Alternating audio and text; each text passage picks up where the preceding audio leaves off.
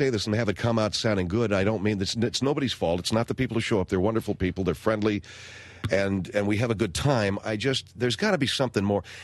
I read about these guys who've got shows, and they do personal appearances. Just specifically guys who have like these national shows, which we have now. We have a nationally syndicated show. We're in 35 markets. It's getting bigger and better all the time. I hope, I guess, I wish, I don't know. But it seems that way. And I read about these guys who do their signings. They get 2,000, 3,000 people at these things, 4,000 people. And there's a band playing. And they got babes giving soft drinks away, Jaeger shots, whatever. And they have interesting guests. And we do our signings, with all due respect to the wonderful people at Sit and Seep. They couldn't be nicer. But we're doing our signings in mattress showrooms. And we have 200 or 300 people. And I thought, we got to make these things bigger, I think is what I'm thinking out loud. And the thoughts are, we have to make our personal appearances bigger, more interesting, more special, and not just sitting at a folding table, one of the card table, signing these CDs. So with that, and we had a nice turnout. We had about 300-400 people show up on Saturday. But it's got to be bigger than that. It's got to be better. I don't know what it is. I'm going to have to sit and think about it. But I've done my last signing. Frankly, if I'm going to devote a few hours on a Saturday to go out and spend time with the listeners, I want to have a little bit more fun than I have at these things. I'm not having any fun with them. I'm just not. And I might as well tell you this, too, and I'm not trying to reflect anything on anybody, just to say this. This is the last CD we're going to do. I'm not ending my relationship with my friend's place, but there has to be a better way that we can raise money, something different and more interesting than these CDs. We've done 6, including the 3 that we did in Miami, and 3 here in Los Angeles, and that's it. That's it. We can't improve on the form. We can keep putting the material on there each year. Here's some more funny stuff from our show, and this is funny stuff from the year 2000, the year 2001, but it's just sort of the same thing, and we have to do something different. I don't know if it's a videotape or if it's a double CD featuring other material, but this is the last best of CD that we're going to do. And I'm not saying it just so you'll run right out and buy it, although if it does spur you on to go out and buy it, that's fantastic. More power to me for that. But I think I've been a little bit frustrated the last 3-4 months over the entire CD process, and I suddenly realized what it was. I'm really bored with the entire process of this CD, and I'm bored with doing these personal appearances, and I need to change what we're going to do and how we're going to raise money for my friend's place. We're still going to keep our show tightly associated with them, if they'll have us, but we're going to have to do something different starting next year. And as far as going out and doing the personal appearances, I've done my last one. My last one for the CD, anyway. Now, you can still get it at philhendryshow.com, and I certainly hope that you'll log on and avail yourself of the opportunity to help some of the greatest people that I've ever had the opportunity to work with, the people of my friend's place. philhendryshow.com, you can buy it online. But we're not doing it out, and we're not going to do any more signings. We're not going to do any more sales, signings. That's it. And I'm glad that I was able to meet you guys. And we're going to go out and do other things in public. I just don't know what they're going to be at this time.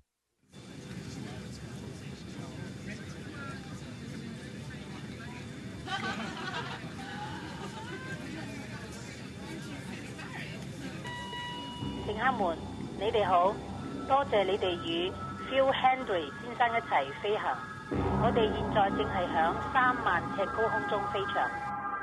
It's Phil Hendrie Show, 1-800-449-8686.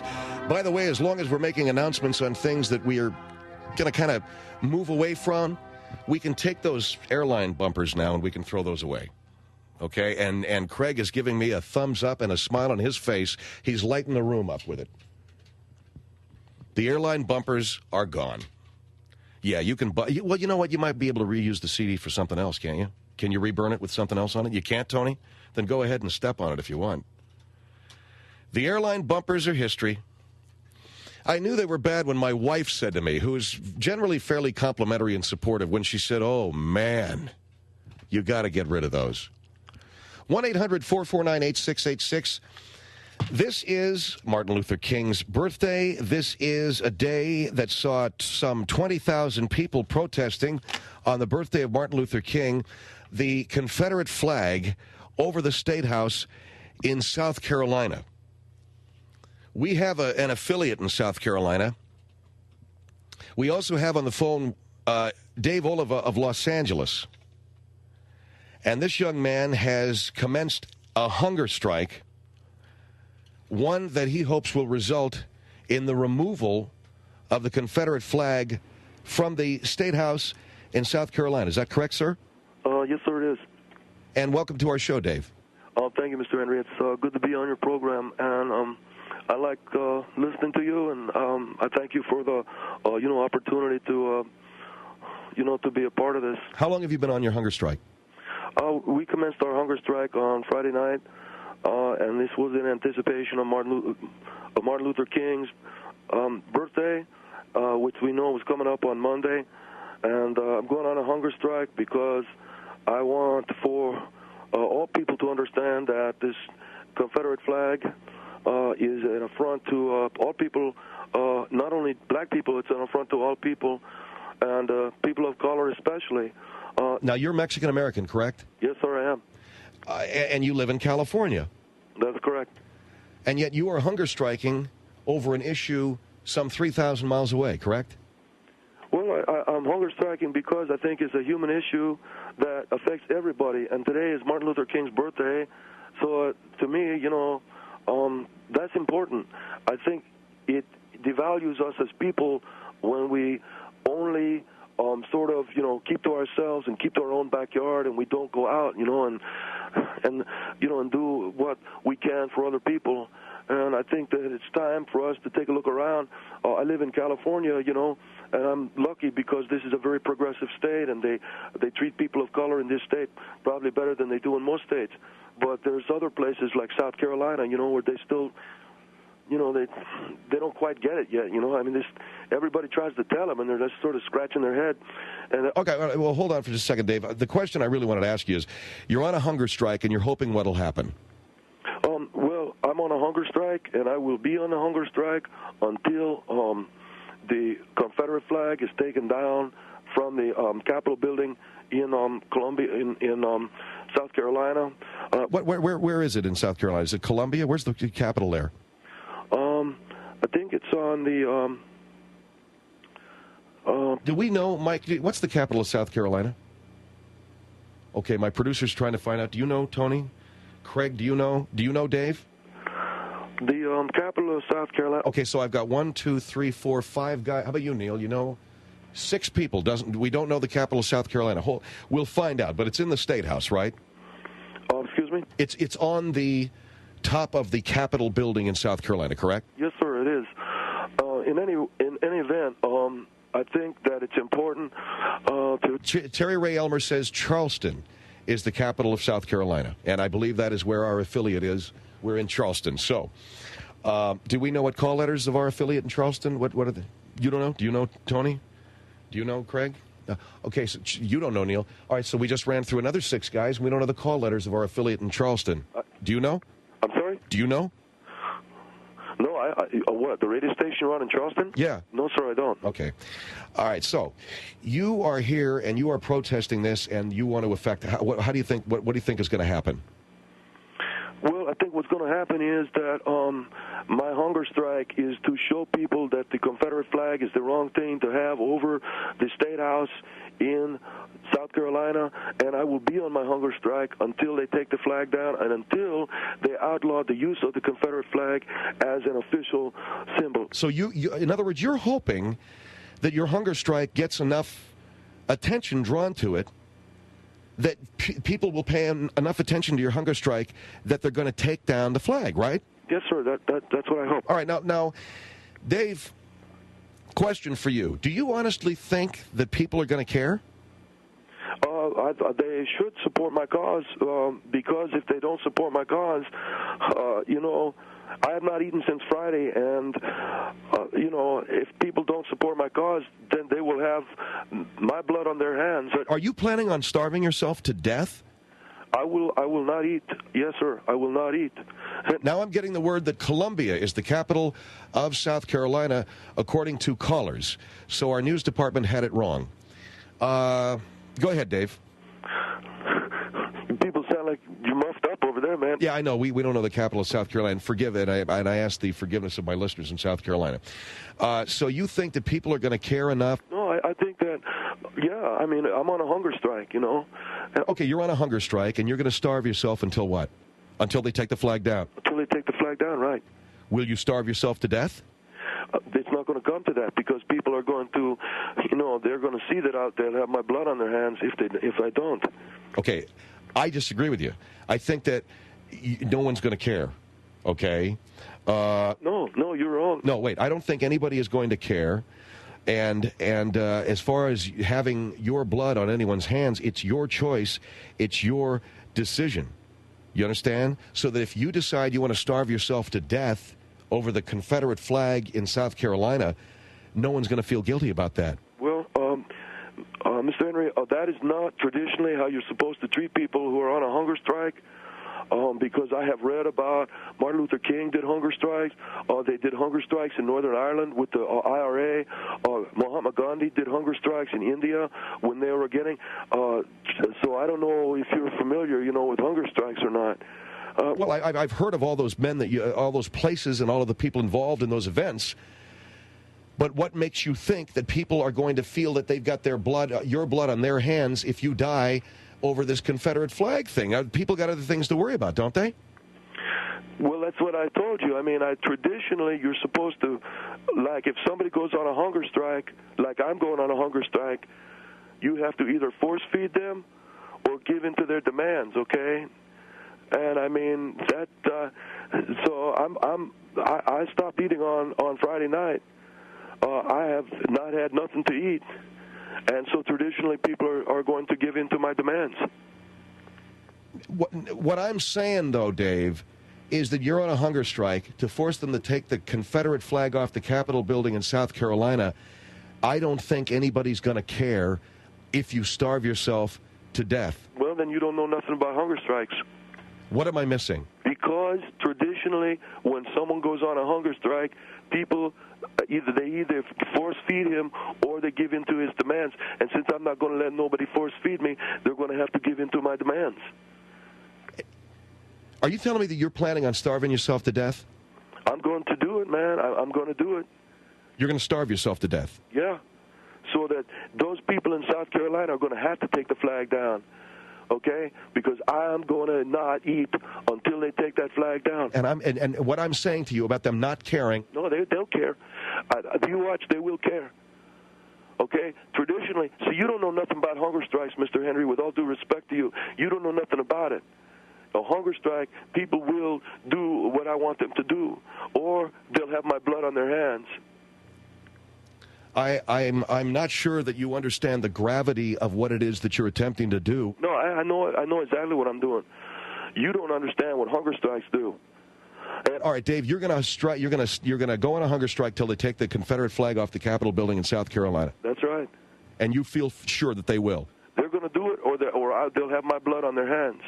And if they don't care, they'll care because that's how it works.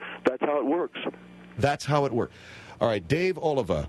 He lives in Los Angeles. He's hunger striking over the Confederate flag issue some 3,000 miles away in South Carolina. Either they take it off of the state building or he will continue his hunger strike. And this on Martin Luther King's birthday. He commenced this hunger strike on Friday. Our number is 1-800-449-8686. That's 1-800-449-8686. It's the Phil Hendrie Show.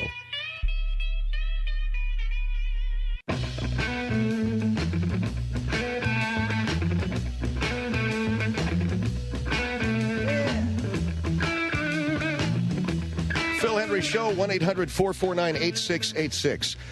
A young man on the line, his name is Dave Oliva. He lives in East Los Angeles and is hunger striking since Friday the Confederate flag on the State House building in Columbia, South Carolina. Dave, whatever made you take up this cause, Dave, being not even a resident of South Carolina?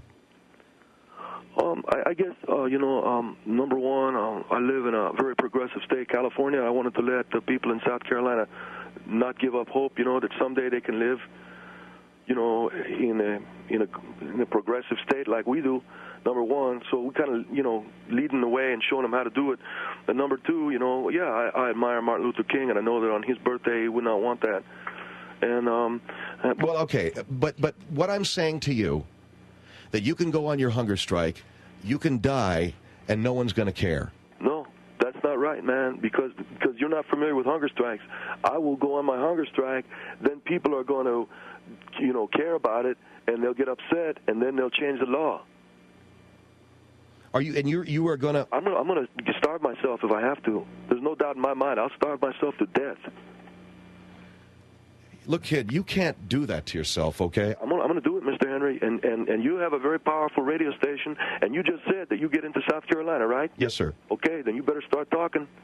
Better start talking to these people and get them to change that flag, or I'm going to starve myself to death. But hold on for a minute, Dave. You have to understand something, okay? Things can change, all right? And I certainly will work in favor of that. What do you think about that flag? What? What do you think about that flag?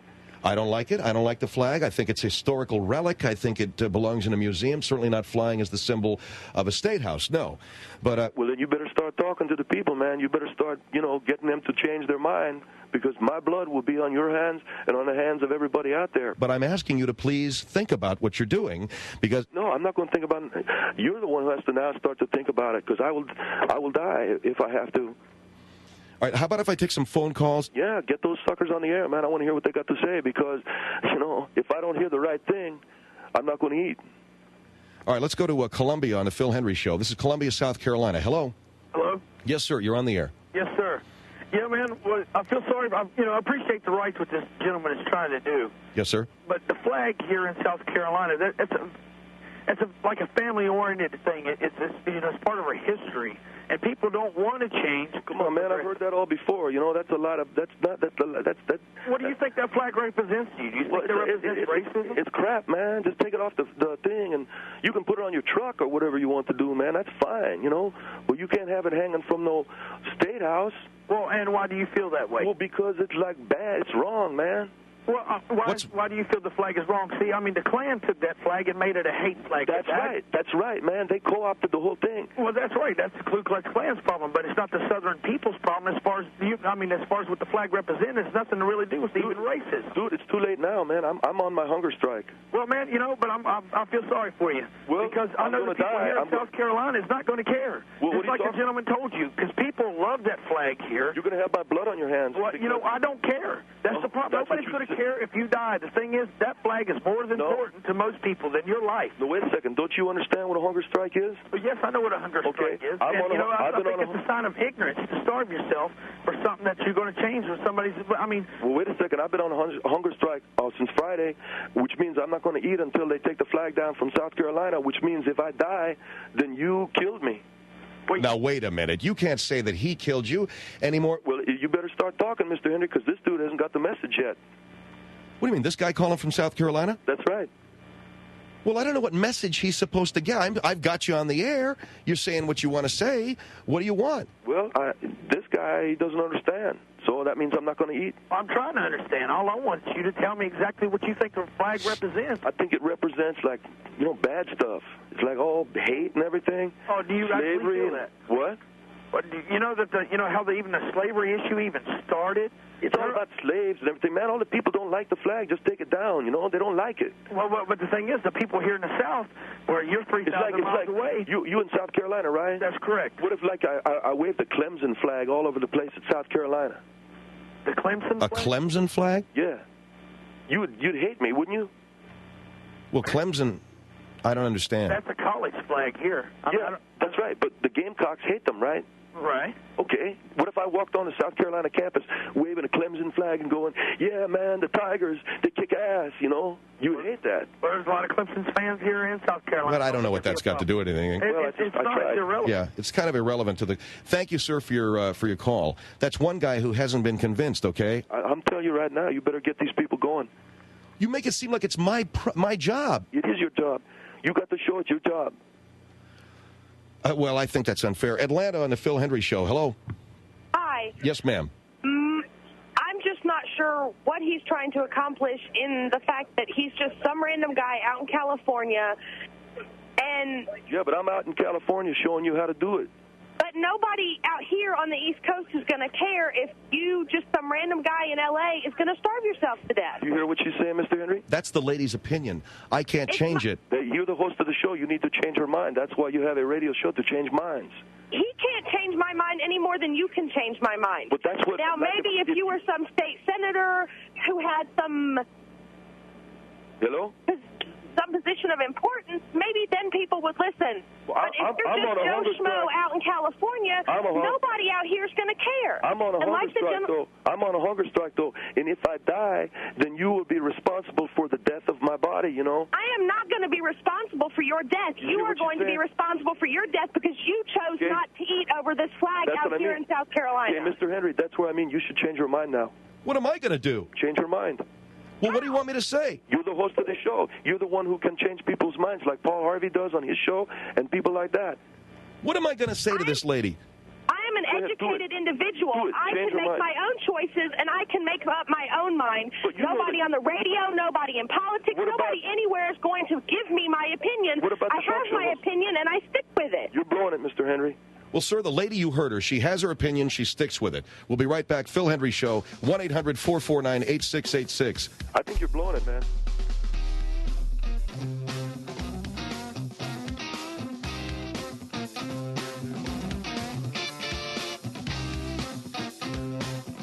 Our favorite foods are the oldies but goodies. Chili dogs and fries. Tom-ta-tom-tom. Bacon cheeseburgers. Tom-ta-tom-tom. Banana splits. Tom-ta-tom-tom. And our favorite relief is Tom-ta-tom-tom. Tums. Because Tums works. Tums knocks out heartburn fast with calcium.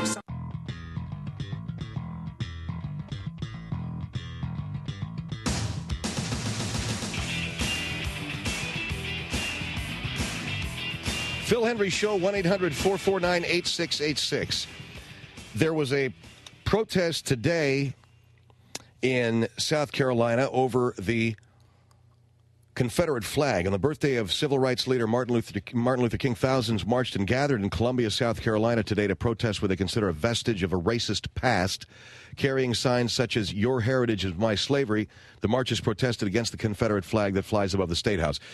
Here in Southern California, we have an individual who is actually mounting a hunger strike to have the Confederate flag taken down. His name is Dave Oliva. He lives in Monterey Park, California, and we've mentioned how unusual that is to have somebody so far away from the history and the current event of this situation and this issue.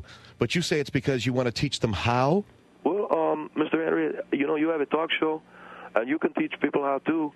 And I'm doing what I can do to teach the people in South Carolina how, you know, it's racist, you know, to have this flag. And I'm disappointed coming on your radio station tonight, you know, come on your show, because you are not, you know, doing what a talk show host should do. You're not influencing people and making them vote, like, to take the flag down and make them do what you want them to do. You know, I can't make them do what I want them to do. I'm just doing a talk show. No, but everybody knows that talk show hosts make people call up, like city council, and call up and flood the lines and all that kind of stuff. Why don't you have them flood the lines? You know, what do you mean flood the lines? Well, they can call up the South Carolina, you know, what do you call it? The South Carolina City Council. The South Carolina legislature? Yeah, and have them change it. But you don't get it, man. And as long as you don't get it, that's why I'm going to be doing what I do. And that's to get these people to change it. Well, Dave started his hunger strike on Friday. Are you feeling the effects of this? I'm told by medical doctors the human body can go 30 days without food. Right now I'm subsisting on water, hot water, and lemon juice. You're not eating anything else? No, sir. This is a fast Mahatma Gandhi pioneered, and that's what I'm doing right now, you know. But I'll get the people to change, but you need to influence the people to change, too, because you're a talk show host. All right. Here is Spartanburg on the Phil Hendrie Show. Hello. Spartanburg, hello. Yes, sir. Yes, you're on the air. I want to comment on the man, what he's saying on the radio. Yes, sir. About the Confederate flag. Mm-hmm. I've lived in this state all my life. I haven't had a problem with the Confederate flag myself. I went through high school, junior high, middle school. All through my education, I haven't had one problem with anybody had a problem with the Confederate flag. It's always been a historic flag for us. It's the symbolism of the pride. I got a problem with it. Oh, you have a problem with it? Yeah, I got a big problem. Hey, I got a major problem with it, man. You know? You're wasting your time, man. How am I wasting my California. time? How am I wasting my time? If I go on a hunger strike and I die, then you're going to have the blood of my blood on your hands. You're wasting your time, man. You know why? How do you A hunger strike only works unless there's more than one person. That's what a hunger strike is. No way. When a group of people... I read up on it. Mahatma Gandhi was only one guy. He went on a You read up on it? Yeah, I read up on hunger you strike. can read. Do you read, man? Oh, can you? Yeah, I read all about it. The point is, man. I read all about it. You know, I read about the hunger strike of Mahatma Gandhi, and he changed the whole thing, man. He was one dude. He was a little skinny dude, too. Look what he did. He kicked ass, man. He weighed about 90 pounds soaking wet. You live in Los Angeles, correct? Yeah, I live out in Monterey Park, California, yeah. All right. I live in South Carolina. How is you going on a hunger strike going to change my ideas, my beliefs about my state? That's a good question. How are you going to do that? How is your hunger strike going to change this guy? Because the guy will see me going on a hunger strike, and he'll feel bad about it, and he'll want the flag down, right? No, I don't. You know why? Because you're one individual. No, but I'm not. I haven't gone far enough into the hunger strike yet. Well, how far do you have? How far do you want to go? Do you want to die? Until you start feeling sorry for me. You want to die over our situation? Are you going to let me die? Are you going to let me die? Just live your life, man. This is nothing to worry about. This doesn't concern you. It concerns South Carolina, not California, South Carolina. But California is like showing you how to do it, man. You don't have to show us nothing, man. What are you talking about, You've already showed us enough. I've watched TV in California. I know what California's about. Hey, check it out, man. You ain't got to show me nothing, man. Who's got the best-looking chick, South Carolina or California? Okay, oh, man, we win there. Yo, by far. Okay, who's got the best-looking TV? Who's got the best TV? California does. Best TV? Oh, yeah, I know. It's 6 o'clock news. I watch it all the time. Okay, and who's got the best? Okay. There's crime. Wait a second, man. What's up? Wait a second, man. Who's got the best college football? California wins again, man. Football has nothing to do with Confederate flag, man. You bring it up again. Clemson and Carolina? What's that? I'm just talking. What is that? That's college. Why are you bringing up college football? I'm just saying to the dude, who's got the best college football? California? That has nothing to do with the Confederate flag. You're just changing the issue. No, You're changing the issue. But the reason why I'm saying it is to show you who knows more about how to do stuff. I have many Mexican friends over here. Hey, I have many Mexican friends over here. Good for you, man. I got many black friends over here. I don't have a problem with none of them. That flag doesn't represent nothing but South Carolina's pride and history. It doesn't represent racism or none of that junk. What do black folks think about that Confederate flag, man? I bet you they don't like it. My friends don't even care. Hello? Whoa, sir, are you on a speakerphone or something? Because we're getting a lot of feedback. I got you. Okay. No, I bet your black friends make fun of you behind your back, man. No, they don't. Yeah, I bet you they go, that cracker, man, he's into all that crap. No, everybody's making fun of you, man, because you're wasting your time. Everybody in this whole state is making fun of you. No, man, all I'm saying is that when you go home and you are like with your wife or whatever, your black friends are going, man, that cracker, he don't know what time it is, man. That's what they're saying about you. Hello? I'm telling you, man, you're wasting your time. Hey, man, just find something else to protest. Okay. Find something else to do. No, man. For real. For your own health. Who's got the best college football, I'm calling. Listen, dude, I'm just calling because I care. I do care about your situation. Exactly. But I don't care about the problem that you have with South Carolina because you're in 3,000 miles away, which is the length of the Atlantic Ocean. And what do you mean, who's got the best college football? Who does, man? He won't answer that because he knows that UCLA rules. Oh, come on. You know what? I don't even watch football, yo. I don't even care about football. What? Are you kidding me, man? The game. Oh yeah, man. Okay. Anyway, thank you very much. Thank you for your call, sir. I think that's a bad example of state superiority. Who's got the best college football? Well, check it out. I mean, if you look at TV, Mr. Hendrie, you can't deny that California has the best looking chicks. They got the nicest looking, ass or whatever you want to say. Okay, but that's got nothing to do with the Confederate flag, where the California women have better asses than South Carolina women. And to bring that up to show the superiority of one state over another, I think, is beyond the point. Not even missing the point. It's beyond the point. Charlotte on the Phil Hendrie Show. Hello. Hello? Yes, sir. Yeah, this guy, Why is he concerned about the flag? I mean, live in America, man, and this is the Martin Luther King's okay, if you're an American, are you an American? Yeah, I'm American. Well, then why are you worried about what other people think? Because in America... Why are you going to starve yourself, kill yourself, and be... It's more like being ignorant to starve yourself. No, because I care about an issue, man, I'm willing to sacrifice my life for. But for people that you don't even know? Yeah, for Americans. Well, let the Americans worry about them. What are you talking about? You need to worry about man? I mean, like people go to war to fight for Americans that they never met. Who's got the best women? Who's got the best asses? Let me tell you something, Who does? dude. I'm going to tell you something right now. It ain't in South Carolina, man. Well, let me tell you something. I live in North Carolina. Well, and we got prettier mountains and everything than anywhere in California's ever even seen. Man, that is bullcrap. You know that as and the much thing as anybody, is man. that you need a psycho, dude. Mountains. You need to go get your head analyzed if you're going to kill yourself over something stupid. Well, what the people are saying to you, Dave. In North Carolina, South Carolina, stick up for this flag and for themselves because it's theirs. No. Okay, the reason why you they guys stick up for the flag yourself because it's yours. Because they're too ignorant to know that it's like a piece of crap. There's no ignorance here at all. Ignorance is you. And the whole thing that I'm trying to say, killing yourself for something that these people believe in and that they've believed in ever since the 1800s. Okay, I got to say something right now, Mr. Hendrie. You're the talk show host, and you have not influenced these people to change their mind. And he's not going to. Wait a second. You need to influence yourself. No. Think about yourself. I listen to Paul Harvey, who does this like news. He's like that old man. You ever heard him? Yeah, I heard him. Okay, that old man, he's got old people listening to his ass, like doing what? Well, why can't Mr. Hendrie? Why don't you? He's not got someone up there saying, "Oh, I'm going to kill myself, man, because they won't take down this flag." But what I'm saying to Mr. Hendrie is, as a talk show host, it's his job to make you think differently. His job. It's not my job. It is not his job. It's my job to present the issue. Is to keep his own opinion like you should keep your own opinion and keep it to yourself. Not sit on a phone and cry about, I'm going to kill myself because they won't take down this flag. I'm going to go on a hunger strike, man, and then you'll be sorry when I die. Why would I be sorry? What? I could care less. I don't even know you. No, you will care, man. When I get weak in my weakened state. You could be on the news every night, and I would not care. Are you telling me that in my weakened state, if you saw me all skinny and stuff, you wouldn't care? I wouldn't care a bit because you'd be ignorant. That's a cold shot, man. You are ignorant for being the way that you are because people down here will not take down their flag. Let me tell you something. I've flown Confederate flags all my life. You did what, man? And I've flown Confederate flags all my life, and I've never had a neighbor say, I'm going to go hungry, man, because you're flying that flag. Well, that's right, because you burn a cross on his front lawn, man. No, I don't. Something to you about it, okay? I ain't never burned a cross.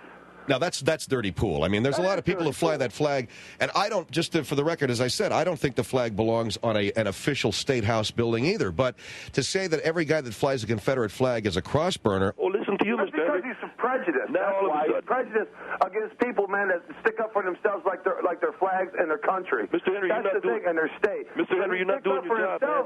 Because of the fact is, well, I'm going to be hungry, so I want you to feel sorry for me. He's probably sitting over there eating a Whopper. Sir, excuse me, sir, but since Friday night, I have nothing but water and lemon juice. How do we know that, man? Are you on well, TV? you know what, you're right, sir, but you have to take my word. I have not. I have not. And I'll tell you something else. I'll tell you something else. People got their own feelings and think for themselves, and if you want to die doing it, I'd like to say something. Hey, do it. Sir, 30 days from now, when I'm skinny and I'm all us here in the Carolinas have never had anything happen like it did in L.A., man, when everybody was trying to beat everybody up, man, over something stupid. Well, wait a second, man. What are you talking about? When was that? Well, the Rodney King thing and everything else. That was nothing, man. That was nothing, man. A lot of people died over that. A lot of people did. But whatever, man. The Carolinas didn't go hungry, man, because you always burning yourself out. Whatever. Well, what do you mean, whatever? The guy's making a good point. Okay, whatever. We're flying our flag, and that's the way it's going to be. All I'm saying is, in 30 days, when I'm all skinny and messed up, and you see me on TV, you're going to feel bad. You won't make it 30 days, dude. If you don't eat, you won't make it 30 days. Sorry. You're going to feel bad for me. I won't feel bad for you. Yes, you will, man. No, I will. Okay, no, Mr. Hendrie, you have to change your mind. I will not feel bad for you. Okay, then, Mr. Hendrie, you're ignorant. You're not doing your job as a talk show host, Mr. Hendrie. What am I doing? What job am I not doing? His job. You have to make this guy change his mind. I can't make him change change his mind. Let me tell you something, pal. Go ahead, My mind will never be changed. No, the talk show host can change your mind if you listen to him every day. No, Mr. Henry what are you is a good man, but let me tell you something. Hey, like I seen this guy, Paul Harvey, on I was in TV. the Marine Corps. One time, no one ever changed my mind. No one ever changed my mind. Who's up in Seattle, man? Some dude that I know up in Seattle, he had people calling the city council and telling them to, like, you know, stick it up their butt and everything, man. You're not him. What? You're not him. No, but this talk show host that I listened to, he had people calling city council. The people went there and everything, man. Look at pal. I'm not going to have people call up. It just doesn't work like that. Well, man, you're weak then, man. Okay, I'm weak. You're weak. I'm weak. No, you're weak, man. You're weak, man. Okay. No, you're weak. You're weak because ass, you man. can't handle what other people think. Both of you guys are weak ass. Both you guys are weak ass, man. I'm saying, man. Okay, all right. We're weak. Thank you, sir, for your call. All right, it's Phil Hendrie Show, 1-800-449-8686. Come on, Mr. Hendrie, do your job and change their minds. It's Phil Hendrie Show, 1-800-449-8686. Did I say that?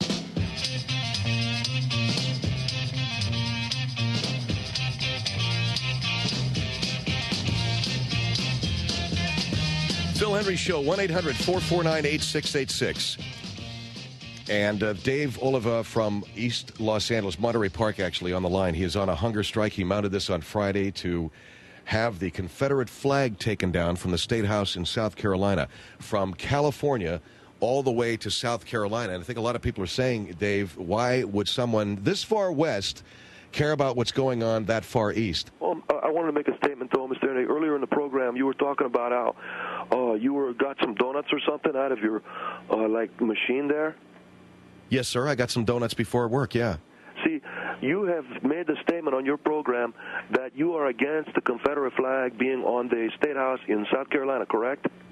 Yes, sir. Then why are you taking donuts, man, and sticking them in your fat face, man, when I'm on a hunger strike? You should. Wait a second. No, you wait a second, man. I'm on a hunger strike because I'm against the Confederate flag, and I ain't had nothing but, like, water and lemon juice since Friday, man, and you're getting, like, Debbie cakes, corn nuts. You know, man, you're having all kinds of stuff. Do you feel good, man?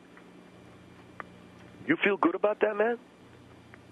Sir, Yeah, you're eating the little Debbie cakes, and you're getting all your food. Man, you are. That's a cold shot, man. That's all I want to say, you know. I'm on a hunger strike. You're against the Confederate flag. I'm against the Confederate flag. But I'm on a hunger strike, and you're like eating corn nuts and crap, man, and you get those chicken spicy wing sandwich and stuff. I got something to eat, yeah. God, man, you suck, man. The least you could do is not eat anything, man, until you get home. Like go on a hunger strike for your show or something. I apologize. Too little, too late, man. I'm seriously, Mr. Oliva, I'm very, very sorry. Too little, too late, man. Too little, too late. At least till I'm not talking to you, and like that. Here is Gaffney on the Phil Hendrie Show. Hello. Hi. Yes, ma'am. Too little, too late, man. I have a comment to make. I would like to say that the flag coming down at this point in time is not going to make a big difference. It's going to cause more trouble than it is anything. Was that a threat or something? What trouble is it going to cause? A threat? Well, yeah. Sir, can you tell me why that flag is a piece of trash? Because it is. And why is that? Because of all that, redneck mothers that redneck, that has nothing to do with the redneck. Freedom, and freedom. Anybody can be a redneck. Just because they fly a rebel flag does not make them a redneck. Well, how come you all, why are you flying that rebel flag, I fly that rebel flag because it's part of my history. It's part of my heritage. Well, it ain't part of no black guy's history. Fought in that war. And what part of history is it for the black people in the South? You don't have no answer for that, do you? Can you? No, let me tell you something. Yeah, you need to go back and read your history book. What about black Southerners? That war was not fought over slavery. What about black Southerners? Black Southerners, you want to know what most black Southerners, my friends around here feel? I guess I should ask a black guy. That the black people, some cracker chick like you. Hey, look. Wait. Let's keep this polite. Everybody crackers. Yeah, let's keep this polite, okay? You're racist, So you got a couple. me. So you got a couple of black friends. No, let me tell that make you remember the NAACP Let me tell you my black friends' view. Your black friends. They feel that there are better things to fight about than this flag coming down. Like let me guess. Some of your best friends are black. Is that right? Yes, that is right. Yeah, man. I knew I'd hear that one too. Hey, if Mr. Henry doesn't do his job and get you to change your mind, make her change your mind, Mr. Henry. And I just hope that make her change her mind. Represent the whole state of California, because you are totally ignorant and you need to go read a couple of books. My blood will be on your hands. You need to learn about what you're trying to do. My blood is on the hands of crackers like you. You don't know nothing about what you're doing. Now, Mr. Henry, I think Mr. Henry, you should change your mind. I can't change her mind, okay? Read what? You need to go research what you're doing, because you don't know. You don't know nothing about that flag. You don't know the history behind that flag. I know all about that history. It's a bunch of crap, man. Have you ever read any Shakespeare? Where are you from? Where am I from? Monterey Park, California. Okay, so I might think you're a bunch of crap. You know, I might think Monterey Park's a bunch of crap. But that's my opinion. I'm not going to come out there and try to go on a hunger strike because I think you're a bunch of crap. Hey, if you don't like it, you should go on a hunger strike too. Look, I'm not going on a hunger strike because I don't feel that nothing is worth killing myself over. Let me ask you a question. You don't like my opinion, right? Well, I'm not saying I don't like your opinion. I'm saying that you need to get the facts straight before you voice out your opinion. Then why don't you go on a hunger strike? I don't want to go on no hunger strike. You could drop a few pounds, you could drop a few pounds, and you could also be doing something good. You're a racist, not the flag. I'm a racist. How am I racist? You're sitting here calling everybody a cracker. You're the one Tell me I'm wrong. Tell me I'm wrong. And because I fly a flag, that does not make me redneck. Where do you fly the flag? From like your house or something, man? What's that? I have a flag flying in front of my house. You got a rebel flag in front of your house? Yeah. What's that about, man? Why don't you put an American flag up there? That's where you live. Why don't you come on down to South Carolina and take a look around? You'll see some of the most beautiful country in the world. Yeah, I know. Like everybody tells me it's cool. Hey, by the way, they said and my flag don't bother no one. This economic boycott of South Carolina, Mr. Henry, is bullcrap. Why? Because nobody's going there anyway, man. What difference does it make? Oh, honey, listen, we have some of the most beautiful country in the world. I know. Hey, man, what do they got there, man? Highest toured spots in the world. What do they got in South Carolina, man? Like crops? You know, what am I going to go down there and look at wheat grow or something? Well, look, sir, this is not about putting down South Carolina, okay? It's not about putting down South Carolina. No, I'm just saying, what kind of economic boycott can you have when nobody's going there except to a Motel 6 overnight on their way to New York? It's not like it's New York. Oh, what am I going to do? Look, they got Hilton Head. They have Hilton Head, South Carolina. What's Hilton Head? That's where people play golf. Well, you rule me out, man. I got no sticks. I'm on a hunger strike. I can't use my sticks for at least another 6 months. Go ahead, change your mind. Ma'am, would you please reconsider your opinion about... You're not doing it good enough, man. Ma'am? Yes. Would you please reconsider your opinion about the rebel flag? No, it ain't good enough. Why should I reconsider my opinion about you didn't convince her, man. You didn't convince her. Now I'm going to die, and my blood's on your hands. My blood's on cracker hands. Phil Hendrie Show.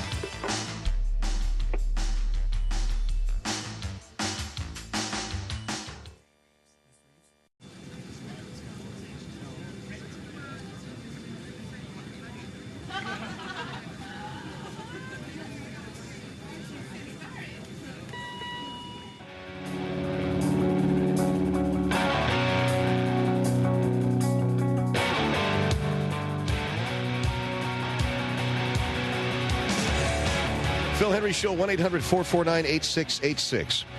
And a reminder that you can pick up the Best of the Phil Hendrie Show 1999 CD online at philhendrieshow.com. And we made $6,000 over the weekend at the Sit and Sleep Mattress Superstore in Tarzana. However, I announced at the beginning of the program that I don't think doing any more personal appearances is wise. I, for some reason, have soured on these, and so we're going to try and work up something different for the remainder of the year and the remainder of the sale of the Best of the Phil Hendrie Show 99 CD. I just got frustrated and discouraged. You get a couple of 100, 300 people, and that's a nice piece of change. It's a nice turnout. But I mean, these cats who are running these national shows get 2,000, 3,000, 10,000 people at a personal appearance. We're going to have to start booking some guests or something, getting dancing girls. I don't know what, man. Have a pie eating. What do you think about like a blueberry pie eating contest or anything? Geez, I had a chili eating contest down in Miami, and we had like 1,000 people turn out for that thing. I'm just talking. I know it probably sounds embarrassingly ridiculous, but I don't want to do any more of these signings. And I'm not, I love you and appreciate all of you who have turned out for them. I really do. It's not about you.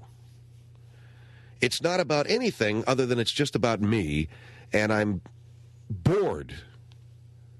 I'm just bored with doing them, and there's nothing going on other than people coming up and I'm signing CDs, and then they go, thanks a lot, Phil, and they split. And maybe that's interesting for you guys. I don't know. But there's got to be a better way of selling the CD. Until we get that thing in store, and until we get an 800 line, like we had our Radiothon. I mean, we've made $68,000 since the middle of December. That's nice. That's nice money. Don't get me wrong. But I just think that we could sell it a lot easier and quicker some other way. And I, frankly, don't want to do these personal appearance signings anymore. Not because I don't like to meet the listeners, but as I said, it's got to be a more effective way of doing it. And I might as well tell you, I'm not going to do the CD next year. We're done doing the CD. We did 6 of them. We did 3 in Miami, 3 in Los Angeles. That's it. I've milked that for all it's worth. There's nothing more that we can do with it that I can see. It's, we take, quote, the best of the year, end quote. Everybody's doing it. Ours is funny. That makes it different from most people's. I mean, I'm partially kidding, but not all the way. But, beyond that, it's just another best of radio disc jockey talk show host CD. So it's over. We'll sell this one. We'll sell the 99. Communism is neat. And I'm very happy to say that they reprinted some of the 98s and reprinted some of the 97s, so we were able to make those available to some of our listeners on Saturday. So we sold some of those. But once we're done with this year's CD, that's it. We're not going to sell it. I'm not going to be involved in promoting that CD anymore. And when next year rolls around, what we'll try to do for the fall months is come up with something different, something unique, and something that we can raise money for my friend's place, and something that'll be fun for all of us and will benefit the charity. Now, our website is where you can pick up the CD, and it's called PhilHendrieShow.com. And that's another thing, the website. Now, I got a great webmaster, Bill Kiesling, but for whatever reason,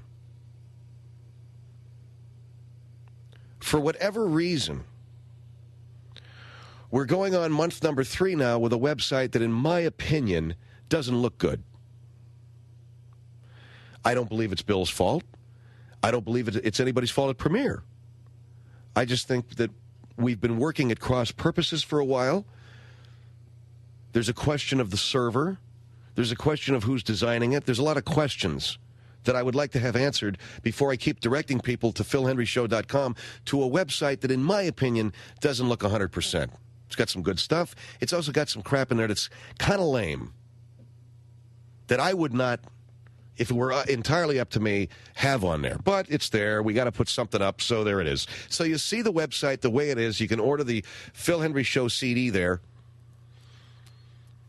And I'd sure like to have some things on that website that are funny and fun and interactive and just a lot of things. I look at other websites that, I'll get online at night and I'll look at some of the other sites that I really admire, and I go, look at what these guys are doing. This is really multidimensional. They have some interactive things. They've got interesting questions. They've got some interesting sidebars. And I look at my site, and it's not capturing what I think the show's about. It's just not doing it. And I had a meeting about this, and I was told that it was going to change. And I believe that it will, but so far it hasn't. So when that happens, then I'll be even prouder than I am now of directing you guys to the website, PhilHendrieShow.com. Okay, so I got all of that crap off of my chest, like anybody really cares. Well, I do, so that's why I said what I said when I said it, okay? 1-800-449-8686. So I mentioned I saw the movie Hurricane this past weekend. My wife and I went, and we went into the place, the movie theater out in Westlake. If you know anything about Westlake, it's suburban. It's way out there. It's 40 miles north of L.A. And I went up to the counter and I got the tickets, and I happen to be a member of the Screen Actors Guild. That doesn't mean that I'm a movie star. What it means is I've done some voice work for movies, and I had to join the union.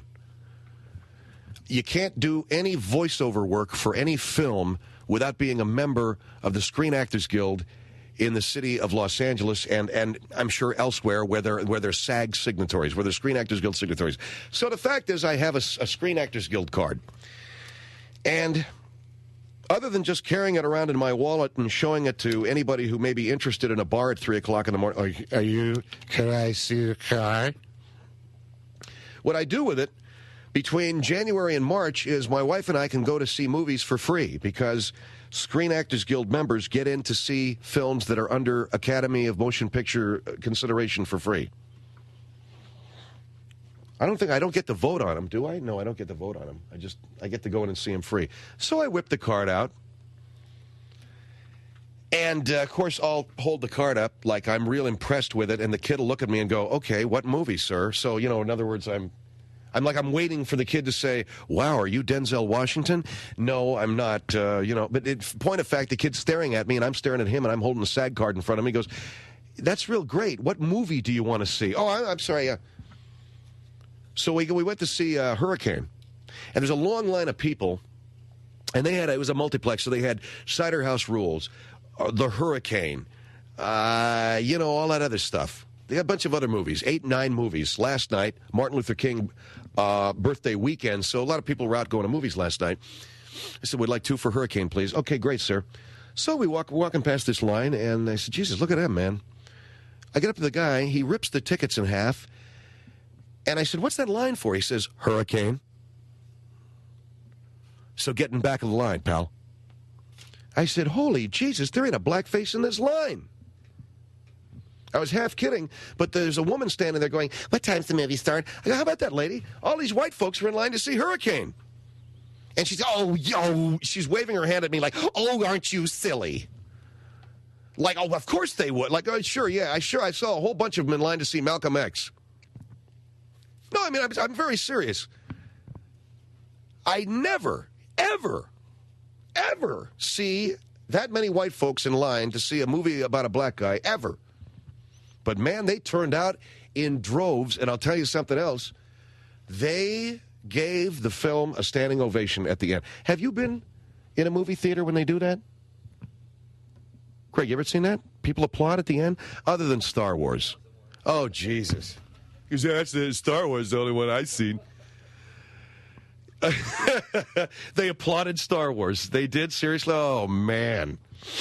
No, I can't remember the last time I saw a movie where the people resoundingly gave it an ovation, and at the end of this Hurricane, man, they did. Great, Denzel Washington, if you ever had a doubt whether this guy's an actor or not, you got to go see this. He was great.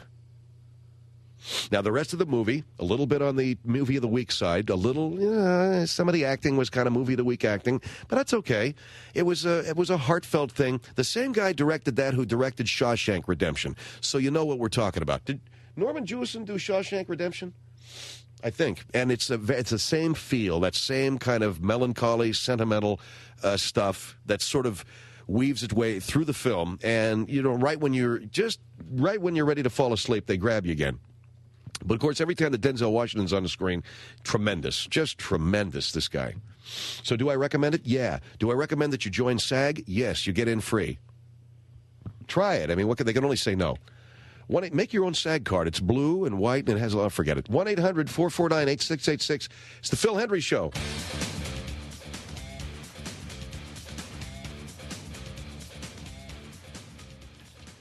Phil Hendrie Show here, 1-800-449-8686, 1-800-449-8686.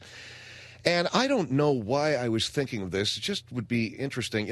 I saw the previews while we were sitting there in the movie last night. We saw the previews to Angela's Ashes. This is the book that my wife read. She insists that I read this. And I said to her, I said, Angela's Ashes, all about my mother. Boys Don't Cry, you and your movies. I said, name me one war movie that you like. My wife's kind of different. She liked Any Given Sunday, and she liked Saving Private Ryan. But I said, if I were to canvass all the women in the audience tonight, as to their favorite war movie. Because I know I got a favorite chick flick. I bet you could ask guys what their favorite chick flick is, and they'd have a couple. You see, you think we don't have sensitivity when it comes to these things, but we've got fallback positions for a lot of this stuff. Quick, Phil, what's your favorite chick flick? I like Turning Point with, what's-her-face and the other one. No, I like Turning Point with Jane Fonda and Anne Bancroft. That's a good chick flick. I like that movie. And I'm very proud to say that I did like that movie. And I'm very proud to say that I saw that movie not once, not twice. I've probably seen it 3 times. I just thought it was an interesting flick. But you ask a woman what her favorite war movie, oh, wait a minute, that's not fair. Come on. Give me a war movie that you like. And Thin Red Line don't count because it was too poetic. Okay, anyway, here's Los Angeles on the Phil Hendrie Show. Hi. Hi. Hi, how are you? Good, how are you doing? Great, ma'am. I just wanted to let you know that The Green Mile was directed by the director of Shawshank Redemption. Norman Jewison did Moonstruck. He also did Glory with Denzel Washington. Glory? No, Glory was Edward Zwick. Oh, Glory was Edward Zwick. What did he do? He did something with Denzel that Denzel was nominated for. Yes, he did. Yeah, he did. No, hold on. He did. I thought Ed Zwick produced Glory. No, I believe he directed that. Norman Jewison did A Soldier Story. That was it. The one with, that's right. Yeah, Adolf Caesar. That's a great movie. That's a great movie. And the guy who did Shawshank did Green Mile. Who's the guy that did Shawshank? Who's the guy that did Shawshank? I forgot his name, but he directed Green Mile. All right, real quick, your favorite war movie, ma'am? Schindler's List. No. That's not a war movie. Doesn't count? No, it doesn't count. What's the movie that was done in the 60s with Sean Connery and Michael Caine that was a bridge movie that Saving Private Ryan's like in the last two-thirds? Big movie. Sean Connery and Michael Caine? Yes, they're both in it. And everyone else, Robert Redford even has a small part. A Bridge Too Far? Yeah. Yeah, that's in the 70s. Is that the 70s, not the 60s, not 68? A Bridge Too Far. Bridge Too Far is a great war movie. Perfect. Thank you, ma'am. You're welcome. God bless. Bye. God bless. Thank you for calling. There you go. There's one vote for A Bridge Too Far, the greatest war movie in the opinion of American women. Schindler's List? No. No war movie there. That was just flat sad, man. That was just a sad melodrama that was taking place within the body of a war movie. Oh, so the guy that did Shawshank Redemption wasn't the guy that did the other one, and the guy that did that, and we don't know what his name is. Okay, great. This is the place for information, the Phil Hendrie Show. Who's the guy that did Shawshank? The same guy that did Green Mile. Who's he? We don't know. Edward Zwick did Glory. Okay, 1-800-449-8686. We got any chicks calling in yet? Probably not. Well, we'll wait. It'll take a while, but we'll get them. So Edward Zwick did Glory. And what the hell? I'm trying to think of the other flick that Denzel Washington was in. Oh, yeah, Pelican Brief. That was a great war movie. I'm joking. Okay, 1-800-449-8686. Also saw a preview last night for a new Julia Roberts film. What is this thing? It's a true story about a Norma Ray type woman who goes into some hovel of a neighborhood and changes their lives by exposing radioactive water or something. And instead of Sally Fields playing the social activist, it's Julia Roberts in a miniskirt. It was, I can't tell you how far away from the movie theater I wanted to run when I saw it. I'll probably go see it. Okay, San Bernardino on the Phil Hendrie Show. Hi. Hi. How are you? I'm a first-time caller. Yes, ma'am. Yeah, you made a mistake on the Turning Point. It was, Shirley MacLaine, not Jane Fonda. That was my all-time favorite ballet movie. That's my all-time favorite ballet movie, too. And I couldn't believe it when you said it was Jane Fonda. And I'm sorry. No. How did I make the... Jane Fonda was in another good chick flick called Julia. That's right. With Vanessa Redgrave. Yeah, that was about the Holocaust. And her friend that went underground and helped the people escape from the Nazis in Austria. Who? Vanessa Redgrave did that. Who's she? The movie. Yeah, Julia. The movie. Absolutely. Julia. All right, come on, give me a war movie, ma'am. War movie. PT 109 was one of my all-time. PT 109. That's a great one. Yeah, it's a classic. It's the story of John Kennedy, President Kennedy, and a Japanese... Did you know about this, Craig? You know about President Kennedy eating it at the hands of the Japanese? You didn't know that, did you? He's nodding his head like an idiot. You don't know what I'm talking about, do you? It's a good movie, man. Thank you very much. And thank Bye-bye. you. I say it's a good movie. Cliff Robertson was in it. It was kind of weak. No, he was okay. PT, don't you know what happened? President Kennedy was a captain on a PT boat in World War II, and it got split in half by a Japanese destroyer, and he saved the lives of all of his men. That's why he had a bad back. That's why Kennedy had a bad back. You don't know, man. You're a Reagan baby. All these cats that I work with, man, are all Reagan babies. You know, they came of age during, Will. Hey, Mr. President, that's a deep subject. Will. All right, Riverside, how you doing? You're on the Phil Hendrie Show. Hi. Hi. Hi. I'd like to give you my favorite movie for war. Yes, dear. The Longest Day with John Wayne and John Mitchum. Where are you from? Oh, Robert Mitchum. Yes, where are you from? I'm from Riverside. Are you Japanese? Yes. Oh, I thought maybe you'd give me a Japanese movie, like Tora Tora Tora or something. Okay. The Longest Day was pretty cool, wasn't it? It was really good. Although Saving Private Ryan kicks its butt for realism. I haven't seen that one because I'm not into war movies. Oh, you got to see. If you like D-Day movies, Saving Private Ryan's the ultimate D-Day movie. All right. Yeah, it pounds the hell out of old Johnny Wayne. All right. Well, I'll go see it. Okay, thanks for calling. Okay, dear. Okay, bye. And you should see Enola Gay. That's about the... I'm just kidding. Okay, Phil Hendrie, 1-800-449-8686.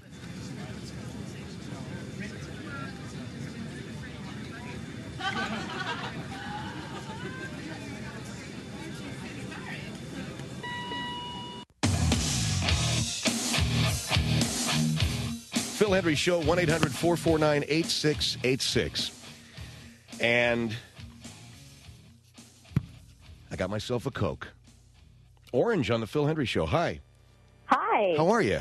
I'm fine. How are you? Welcome to the program. Thank you. I just wanted to let you know my favorite war movie is Stalag 17. That's a cool flick. That's a great flick. God. With William Holden? Yes. And Peter Graves, who went on to be, what the hell did he do? Mission Impossible. He was in the TV show Mission Impossible, but he was the German, the American who was spying on the Americans. And there was another guy in that movie named Gil Stratton. He's the guy that narrates it. You know, there's a little narrator. Right. Uh-huh. Well, his name's Gil Stratton, and he became a television sports reporter in L.A. Oh wow, I didn't know that. He was on Channel 2. Yeah. Yeah, that's a great one. I know a lot of crap about that movie. That was a lot of fun, yeah. And they say that's what Hogan's Heroes was based on, that movie. Yeah, uh-huh. Okay, cool. Who turned you on to that flick, by the way? Did you just find it one day wandering through the bins at a video store? No, actually, I liked William Holden and happened to see the movie. Great. Just in the line of his work, so. Yes. Okay, ma'am. Thank you very much. All right, thank you. Okay, bye. Okay, Stalag 17. That's another chick war flick. Chick war flicks tonight on the Phil Hendrie Show. 1-800-449-8686. Here's Miami. Hi. Hello? Hi, how you doing? I'm doing fine, thanks. Great. I happen to love war flicks. I think one of my favorite of all time has to be Gunga Din. Gunga Din? Mm-hmm. What's that about? It's about the war in India. The war in India? Cary Grant, Douglas Fairbanks Jr. What war in India? The British against the Indians? Years ago. The British versus the Indians? Yeah. Jesus, that must have been... What'd that take, 2 days?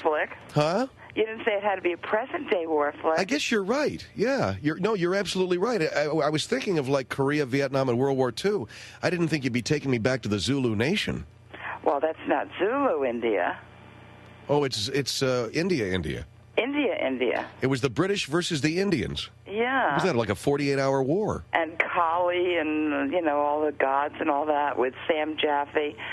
And probably a close second to that would be The Charge of the Light Brigade with Errol Flynn. What movie? Another war movie. That's another war movie? What war was that? I think that was the Crimean War. Good God! We're going back. But they're still film classics. I guess they are, yeah, and you're absolutely right. Too backdated too? No, it never occurred to me. And you're smart in thinking of those. It never occurred to me that somebody would come up with something like that. I guess I don't know. A war movie about the Civil War would be appropriate too. I was just thinking World War II and those kinds of wars. See, I think maybe those are more of the chick war movies. The chick war movies are 18th and 19th century. Yeah, absolutely. The chicks want to go see those guys wearing the funny hats with the bayonets, and the chicks like the real nice soft war movies where a guy's getting gutted with a bayonet. And no matter how many times you see them, you can't help but cry. You got it. It was kind of romantic back then, wasn't it? Absolutely. All right, ma'am. Thank you. Thank you. Bye-bye. The Crimean War with Errol Flynn. Did you ever see a movie called Little Big Man with Dustin Hoffman? Really, really, and I don't know why, I guess because I'm sick, I don't know what it is, but there's a hysterical recreation of Custer's Last Stand. I mean, it's a riot. And the guy who plays Custer, I forget his name, he gets off the horse, and he plays him like he's insane. Like General George Custer was completely freaking insane. And he gets off of his horse, and everything's turned into hell in a handbasket. You know, everybody's getting shot and arrows getting through everybody, and the whole thing has just gone to hell. So he's off his horse, and it's his last stand. He's firing at the Indians, and he starts to make a speech before Congress. Custer.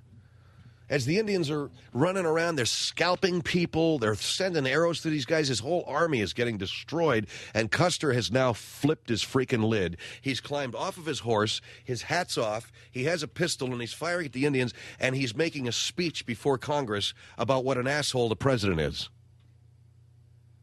And he's in, ladies and gentlemen of the Congress, and I'd just like to say, and then gets an arrow right through the back and says something like, thank you for your attention, and you know, collapses to the dirt. What's your favorite war movie? Breaker Morant. I said a war movie, man, not a trucker movie. Breaker Morant, that was about those guys in the trucks, wasn't it? Here's Las Vegas on the Phil Hendrie Show. Hi. Vegas, hi. Hi, how you doing, ma'am? Yeah, my name's Max. I'm from Las Vegas. And your name is Max? Hi. How's it going, Max? Oh, it's going fine right here, right now. Yeah, what's up in Vegas these days? I haven't heard from anybody there in nigh on to a country mile. Well, everything's pretty quiet, actually. I mean, it's only Monday. Kind of boring up there these days, huh? Yeah. After the millennium, Jesus, they're cleaning up still, aren't they? Yeah, they are. Terrific. But it wasn't actually a big bang as, you know, people expected it to be. I heard it was very quiet, yeah. It was, and there were a few, like, someone climbed up an electric pole and got electrocuted and fell down, you know. Where, downtown? Yeah, downtown, or on I think, or I don't know, somewhere along the strip probably, too. Some jackass climbed up a pole and got electrocuted? Mm-hmm. Yep, exactly. How'd you like to be the guy changing the light bulbs on that street? No, this guy was probably drunk or high. Or something. I thought he was the guy changing a bulb. No, they probably said, you know, here it is. Well, it's New Year's Eve, and they got all the lights lit up there on the strip in Vegas. I guess there's a bulb out over there at the Flamingo or whatever. Go change that thing, Charlie. And the poor guy got zapped. Oh, man. They just had it on the news. Okay, dear. So what's your favorite war movie? Well, first of all, there was actually, Gung Ho. Gung Ho? I don't know why. That sounds like some... When you said favorite, huh? Now, tell me about that film. What's that about? Well, I think it was about Pearl Harbor. Actually, it was on Pearl Harbor. And then what I remember from it was the American troops painted a USA flag on top of this, I think it was like a cabin. Yeah. Something that the Koreans had. And the Koreans, instead of bombing the American troops, they accidentally bombed their own troops because the U.S. flag was on top of their place. The Koreans? Yeah. Oh, no, I'm sorry. What war was this? Japanese. Oh, okay. Sorry. And there was a place where the Japanese were on Pearl Harbor? Yeah, something like that. It's kind of vague because I haven't seen it for a long time. And it's called Gung Ho. Gung Ho. It was in black and white. Well, chances are... It's Apocalypse Now. That may be more familiar. Apocalypse Now. Was that about the Japanese? No. I don't... It was Martin Sheen and Robert Duvall. Who were they fighting? I really don't know. I don't remember. I mean, they just stick out. The titles just stick out in my mind. You know, I do remember Apocalypse Now as being, forgive me for saying this, kind of racist, you know, because it was based on a book called Heart of Darkness by Joseph Conrad. Do you know about this book? No, not really. All right. Well, in the original book of Heart of Darkness, an American missionary, or let's say a Western European missionary, goes deep into the jungle to convert the natives, right? Are you following me, ma'am, or you got your radio cranked up so loud that you're starting to bleed from the ears? You there? A bit like that. Okay, dear. So, well, anyways, I just wanted to call in. Okay, she's not hearing anything I'm saying. Okay, thank you. Bye. Sure. She didn't hear a thing I said, and I said, are your ears bleeding? And she went, next Tuesday. Okay. Anyway, in the Heart of Darkness, this missionary goes up into the jungle to convert the natives. That's what he does. He goes up to the jungle to convert the natives. Goes way up the river to convert the natives. Well, in the mind of Joseph Conrad, who, because I've read a few things that he's written, he's kind of a moron. I mean, he's a good writer, but he wasn't too bright. In his mind, you take a white man and you stick him in the jungle, and eventually he turns into a savage. He turns into a vine-swinging savage, swamp-running, vine-swinging savage, and that's what happens to this missionary, Kurtz. He becomes an animal. His mission that he has started for the natives it's been taken over by the jungle.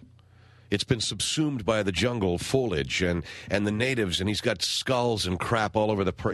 he's nuts. He's flipped his lid. Well, that's what the Apocalypse Now is based on. So Marlon Brando goes up into the jungle, shaves his head, and now he's acting just like a Bantu warrior or something. He's got his head shaved, and he's throwing spears. So that's this guy's whole premise, this guy, Joseph Conrad, who, like I said, was a pretty good writer, but was kind of a moron, when it came to culture. But then, aren't we all to some degree, huh? All right, 1-800-449-8686. Here is Laguna Beach on the Phil Hendrie Show. Hello. Hello. Hi. Hello. This is Sandra. Hi, Sandra. How you doing? Oh, my God. You're really hooked up. I'm hooked up? I'm totally excited. About what? All I had to tell you, Full Metal Jacket. Wow, okay. Meaning you're going to take out your drill instructor? Well, yeah, if I have Full Metal Jacket. Oh, my gosh. I'm so excited. I love you, Phil Hendrie. Thanks, ma'am. No, don't call me ma'am. Well, you're sounding like a ma'am to me. Oh, really? Because of Full Metal Jacket? Full Metal Jacket, yeah. Okay, let's go. You locked and loaded, babe? Yeah, really. Okay. 1-800-449-8686. Beverly Hills on the Phil Hendrie Show. Hello? Hey. Hi, how are you? Oh, I'm just great. How are you doing? Good to talk to you. Yeah. Das Boot. Jawohl. Jawohl. That's a cool one. Yeah, with the subtitles. Oh, you like the subtitles in that one? Yeah, sure. I wish I would have been the woman on the boat to be able to service them all. Are we, really? Service them what? Cook them breakfast? Yeah, sure. Why not? Yeah, okay. Yeah. Well, as long as those torpedoes are ready to go, huh? So I wonder if there's a commonality among all of these movies. They're very romantic war movies. There's no blood and guts in any of these things. Das Boot. Das Boot. Certainly blood and guts. In fact, I don't like to watch the ending because it's so sad. I don't recall the ending of that movie. In fact, I don't think I saw the ending of that movie. Well, you got to watch it again. Well, if it's anything like you imagine it to be, I'm gonna. With the servicing part. Yeah. Thanks for calling. Sure. Okay, bye. I'd like to be the woman who services all the guys on the boat. Okay. And right when the torpedo rips into the side, here's Simi Valley on the Phil Hendrie Show. Hello? Hi, Phil. Hi, how you doing? I'm doing great. The Great. Enemy Below. Oh, that's a great flick. John Wayne. Wasn't that John Wayne? No, that was... God. Oh, God, who was The that? Enemy Below was Kurt Jurgens and Robert Mitchum. Robert Mitchum, that's right. Robert Mitchum played the American destroyer captain. That's right. And Kurt Jurgens was the submarine captain, the U-boat captain, right? Yes. And they start singing, the Germans start singing so they can prove to the Americans they're not afraid of them. That's right. And you, my friend, and you, my friend. Remember that? Okay. It was awesome. That's a cool flick. And also, I dated a guy that was in Vietnam with the Apocalypse Now. He used to watch that sucker about once a week. Did he really? Oh, yeah, he was sick. He was in He had been in Vietnam? He had been in Vietnam 2 terms. And so he just 2 terms. You mean 2 tours? Yep. And so he decided to come home and watch Apocalypse Now over and over and over again. Over again. He was really sick. I mean, he just could not get over it. But he would never talk to me about it. He would just watch. I wasn't even there when he was watching it. And he'd shuffle to the freezer and he'd get another Cool Pop? Yeah, pretty and then much. He'd shuffle back to the Barca Lounger? He would just lay on the couch, watch the movie, and not do anything, not talk, not anything. Was he working at this time? Oh, yeah, he was a very intelligent working man. But when he got into that, I mean, it was weird. So he had a job like he was working as a therapist in a youth camp or something, and then he'd come home and spend all his time watching Apocalypse Now, never getting up from the couch, and then go off and counsel all the retarded kids. Great. Thanks, ma'am. Thank you. Bye. Because that movie, from everything that I've ever heard and to all the veterans that I've talked to, that movie bore absolutely no resemblance to any reality whatsoever. Apocalypse Now. It was a lot like a Warner Brothers cartoon, but it didn't have anything to do with war. Or so they say. Phil Hendrie Show at 1-800-449-8686.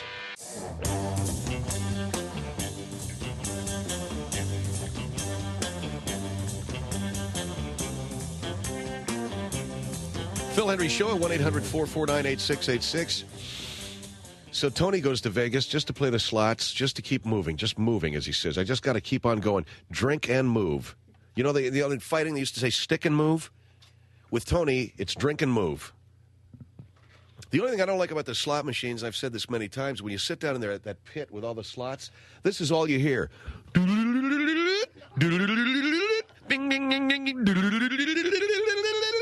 How do you like sitting next to the guy where it's going, and you're like, God, man, I've been working this freaking machine for a half hour, and this guy sits down. You're the guy that makes it go. Great, Tony. You're the guy I'm sitting next to wishing that I hadn't. The whole key is you got to move from machine to machine to machine. You know, you can't sit and work a machine too long. If it's not paying off, you got to move. You got to move, baby. You got to drink and move, stick and move. $10 in nickels? Get a load of Schaefer. He's dropped $10 in nickels and ain't one a thing. I just remember the one night. I remember the one night at wherever the hell I was. I think it was the Dunes, and it was before the Dunes closed. And I couldn't miss on these video poker machines. I went from one machine to the next. I mean, I walked out like $500. $500. Just one machine to the next. I worked this whole bank of machines. It was like 3 in the morning. There was hardly anybody in the place. I mean, there were people there, but they weren't for some reason my little neck of the casino. And suddenly, I was the guy with the 1-800-449-8686. Venice on the Phil Hendrie Show. Hi.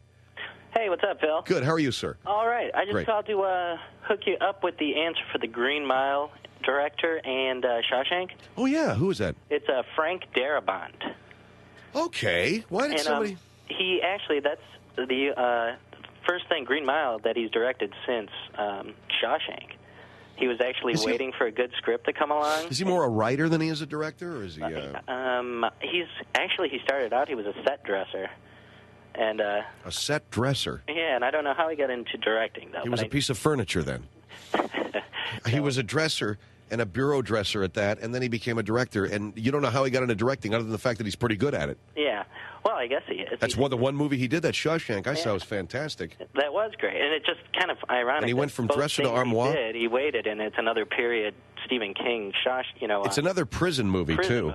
I think the reason why everybody thinks of him with this Hurricane is it really does look and feel like Shawshank Redemption in a lot of ways. But he didn't direct the Hurricane, did he? No, he did not. Norman Jewison did. Right. But the movie is... Everyone's comparing, thinking he did? Yeah, some people are... It looks and feels like it's a prison movie, for starters. Plus, the guy who plays the bad guard in Shawshank Redemption, the big blonde, he plays a really good prison guard in Hurricane. Oh, I haven't seen that. I hear it's great. Yeah, you should see Clancy Brown, Mike. Clancy Brown plays that real mean, sadistic blonde guard who eventually kind of protects Tim Robbins in Shawshank Redemption, who's about ready to throw him off the roof. Remember that guy? And now he's a good guy? And in Hurricane, he plays a guard that befriends Denzel Washington's character and, treats him decently.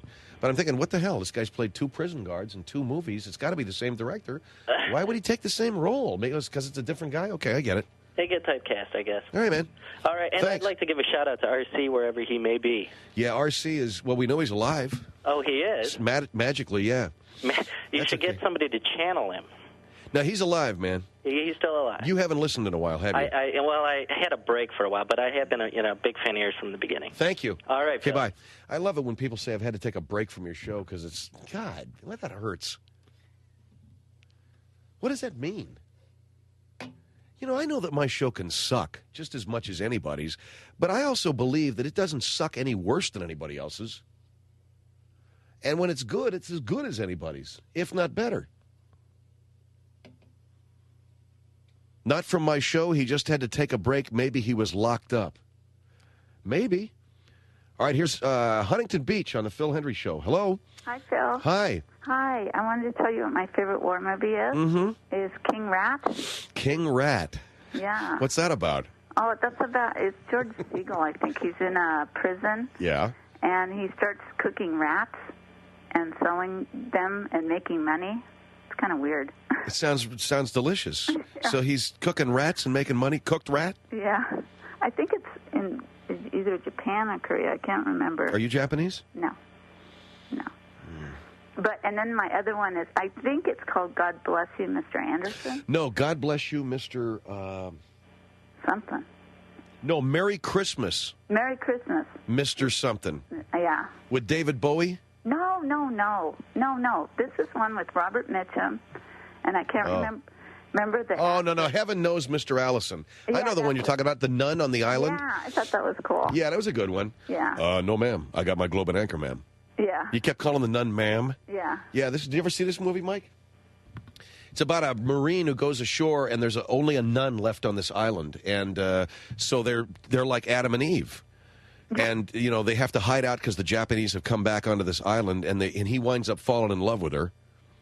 Yeah, it's a John Huston film. Right, and she runs out of their hut because she's, afraid, and it's in the rain, and so he has to bring her back, and, he takes care of her. It's kind of a cool flick. I like that. And he gets drunk on that sake. Yeah. Keeps calling her ma'am. And then he has to take her clothes off because she's cold from the wet. So when you're like 10, you're watching that, you're going, okay, man, let's go. All right, yeah, I remember that movie. Okay. It sucked. No, it was really good. It was very romantic. It was real nice. All right. Thank you very much. Okay, bye. Okay, bye. Heaven knows, Mr. Allison. All I know is the nuns told us to watch it once. The only war movie a nun ever forced me to watch when I was in grade school. Go home tonight and watch Heaven Knows, Mr. Allison. Archdiocese approved. Phil Hendrie Show.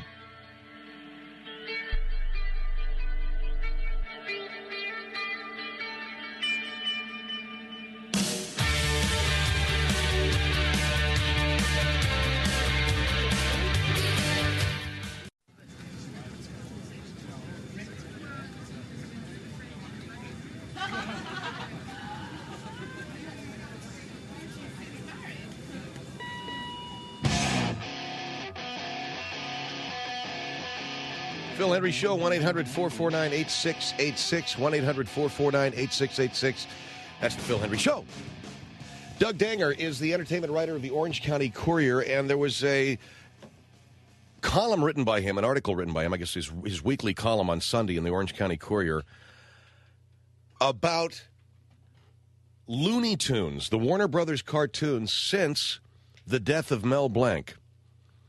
And let me get Doug on the line right now. Doug, we're talking about the great Mel Blanc, who was the voice of all of these cartoon characters. Right. What we're saying here, Phil, is that Mel Blanc was the voice of Bugs Bunny, Yosemite Sam, Daffy Duck, Porky Pig, Elmer Fudd, all of these characters that were beloved, who were the featured characters in the Warner Brothers cartoons, which started in the 1940s and continued intermittently through the 40s, 1950s, 1960s, on up to the present day. Mel Blanc, Phil, passed on July 10th, 1989 at the age of 80.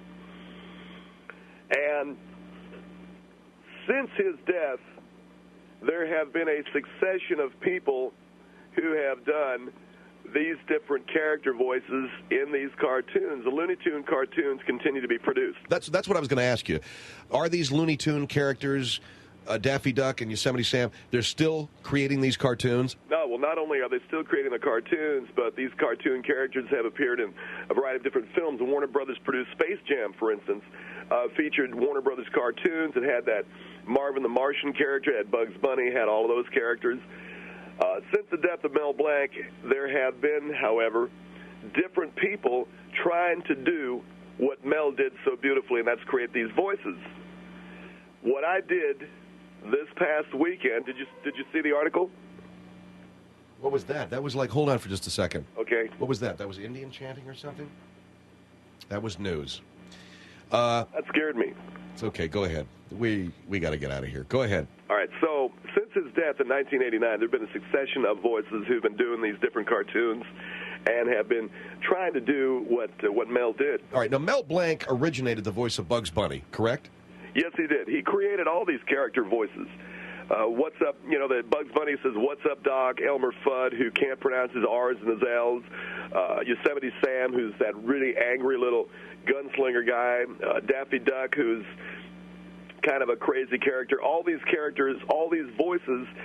Sylvester the Cat, who's another one. All these characters have very distinctive voices, very distinctive styles that were created by Mel Blanc, who is the voice actor. Okay, when we talk to people listening in, when we talk about a voice actor, We're talking about the guy who does the voice, for instance, on The Simpsons. Who does the voice of Homer? Do any of the people out there know? Who does the voice of Bart Simpson? Who does the voice of these different characters? Do people really know who these people are? I don't think so, Phil. I think the character is who they're in love with. The cartoon creation is who they're in love with, and they're in love with the personality provided to that character by the people doing the voices in a studio. But I don't think any of us really know who these people are. But Mel Blanc was different. Everybody, I think, to some degree, recognizes the name because he created such memorable characters. All right, now your article appeared yesterday in the Orange County Courier, correct? That's right, and it was a devastating piece. I didn't want to have to write it, but I did.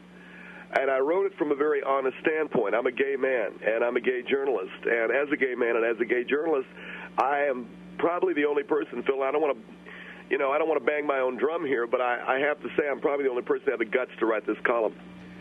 All right, the guts to write a column that says essentially that the Looney Tunes cartoons since the death of Mel Blanc have sucked, right? Not the cartoons necessarily, but the voices of Bugs Bunny and Porky Pig since Mel died suck on ice, and they really blow. They're terrible. Now, who's doing the voices now since Mel Blanc died? I don't know. I don't know, and I don't think anybody. I probably a variety of different people have been doing these different voices. I mean, Mel Blanc Jr. was Mel Blanc's son. I think he took over for a while, and I'm sure he was well-meaning, but he's no good. And some other people. I don't know who these guys are, but I felt like I had to say what everybody else is thinking, and I had to come right out and say it. And because I'm a gay man and because I'm a gay journalist, I had the guts to say what everybody else is thinking, and that is that the new Bugs Bunny and Elmer Fudd voices suck. And I mean, the new Looney Tunes totally blow. Now, this article appeared in yesterday's Orange County Courier, and it was very explosive. And I'll tell you how explosive this article was, Phil. Okay, this was yesterday's under the heading of what? It's just My Way, the Doug Danger column, which is called My Way. Okay, your column is called My Way, Doug Danger, and you're talking about how the Looney Tunes cartoons, since Mel Blanc died, the voices on them suck? The voices on them suck, right. They're just not the same Bugs Bunny. When you hear the Bugs Bunny voice now, as opposed to the real Bugs Bunny that Mel Blanc did, it blows. So what I wrote about this in the Orange County Courier because I had the guts to write about it, because nobody else has written about it, and because I'm a gay man and a gay journalist, I had the guts. And I'll tell you, it was explosive. I have not received one phone call. I have not received one email from anybody as a result of this column. And I'll tell you what that tells me. All right, now doesn't that say... Now, let me tell you what it tells me, Phil. It tells me that people are so homophobic that they think by remaining quiet, it'll make the editors think that the piece was no good. But I know it was a great piece, and so do the people who are not writing me know it, because they are homophobic, and they know that I know this. Now, I've seen this happen before. And well, you didn't get any email. This is an explosive article, you say, correct? Did you read it? I didn't read it only because I don't live in Orange County. I live on the other side of. I live up in Ventura County, but it was explosive. But you didn't. You generally, when you write something explosive, you get mail. Well, you know this from your own radio show, Phil. Generally, when you do an explosive topic, you get a lot of mail. You get a lot of calls. Okay, I know that. Well, I didn't get any, and the reason is because the people who hated and were pissed off by me saying that the new Bugs Bunny voice sucks didn't write because they want my editors to think that nobody gave a crap about what I wrote. But I know it was good, and so do the people who are not writing know it, because they are homophobic, and they know that I know this. And that's how low these people are thinking. Who is it that's doing these new voices, okay? Since Mel Blanc died, who's doing the new Bugs Bunny voice? Who's doing the new Daffy Duck voice? Nobody knows, Phil. No one knows. I shouldn't say nobody knows, but I don't know. I know that Mel Blanc Jr. did it for a couple of years. I don't know who the new voices are. Nobody knows. They should have done a Charles Schultz, if you want my honest opinion. Charles Schultz found out that he had cancer, and he hung Peanuts up. He said, that's it, I got cancer. The poor guy's crapping into a bag, and he finally said, you know what, I got to hang this up. And that's exactly what these Looney Tunes people should have done.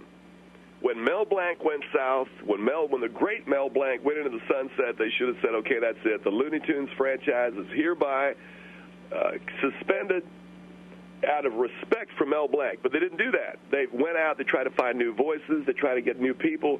Oh, God, it's horrible.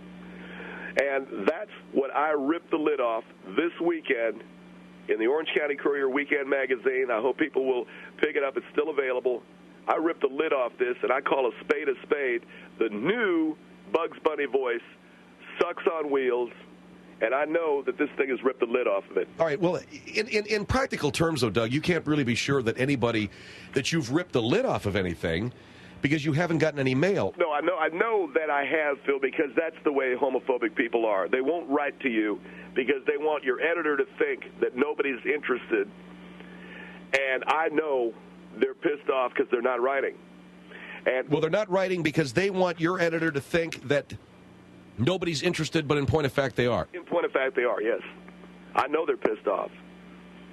And you've gotten no phone calls and no email? No, I haven't got any phone calls or any email. That's not because people don't care. That's because they want my editors to think they don't care. But I know that they do.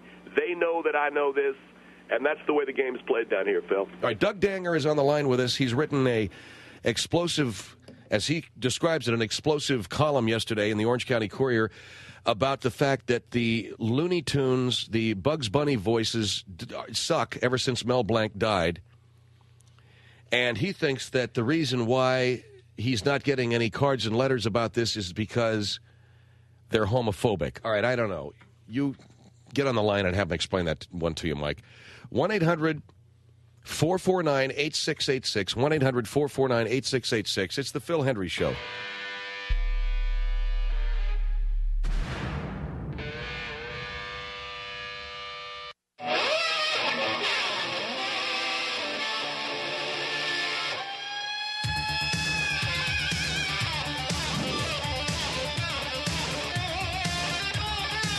Phil Hendrie Show at 1-800-449-8686.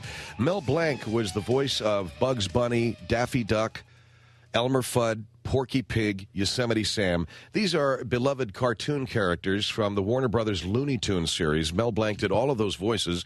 He passed on July 10th, 1989, and since his death, others have done the voices of probably the most, what would you say is the most well-known of those voices? Probably Bugs Bunny, eating the carrot and going, "What's up, Doc?" And Doug Danger's with us. He's written an article for the Weekend Magazine of the Orange County Courier that ever since the death of Mel Blanc, what are you saying? The emperor has no clothes? That's exactly right, Phil. The emperor has no clothes. Let's quit fooling ourselves, okay? Let's quit pretending that the guys that are doing the Bugs Bunny voices are good. They suck. The only guy that did Bugs Bunny really good was Mel Blanc. That's what I'm writing about, and I've touched a nerve in the entertainment community. You say you've touched a nerve in the entertainment community, even though you haven't... I haven't got any mail, Phil, because of the obvious. I'm a very well-known gay journalist and gay man. I've been out for a little over a year. People know who I am. They know they don't want to tangle with me, okay? They know that I stir it up. And as a gay man, as a gay journalist, I got the guts. I'm the only one who had the guts to say that the guy that does Bugs Bunny sucks. Okay, and as a gay man, as a gay journalist, I have the guts to say that, and it's pissing people off. How do you know that? Because they're not writing me letters. And generally, we'd have people say it. All right, hold the line. Let me take a phone call here. Portland on the Phil Hendrie Show. Hello. Hello? Portland, turn your radio down too, please. Okay. Yes, sir. Sorry about this. I'm on a cell phone driving on the road here. Yes, sir. I'm just wondering how this gentleman that you have here, why he sounds so paranoid, and he's taking a paranoid view. Well, as a gay man, as a gay journalist, I've been attacked quite a bit, okay? But being a gay man and a gay journalist, what has that got to do with not getting any word from anybody out there? I think you're taking this all a little bit too seriously, aren't you? And hiding behind the fact, I mean, you're saying that you're a gay man and a gay journalist, and you keep saying that. That's right. In an angry tone of voice. No, I'm very proud of the fact that I'm gay. Right, but what has that got to do with the fact that you're saying that you're blowing the lid off this, but like Phil said, you haven't got any word from anybody yet about your article. I know, and that's significant. And because you're gay. Why it's significant? Because they're homophobic? Because my enemies want my editors to think that no one cares about this article, and I think it's an explosive article. So they've not written so that my editor... What? Sorry, basically what you're saying is that there's some kind of conspiracy against you because of an article you've written about a cartoon character, and you are taking it personally as an offense as a gay man because no one is saying anything about this article, which could just well be nothing important. Well, I mean, sir, you're not from this country, so maybe you don't know how beloved Bugs Bunny... You've heard of Bugs Bunny, right? Oh, yeah. But that's not the most, my sexuality isn't challenged by my views on a cartoon character, and I don't think yours is either. Sir, it's not about the cartoon character. What's it about is the fact that I'm a openly gay journalist. People know about that, and they've wanted me off this newspaper for the last 2 years. So now I write an explosive article about how the voice of Porky Pig just sucks, okay? It's no good. Porky Pig used to do the thing on a puppy, Yeah, I know. Every single character is out there. All right, okay.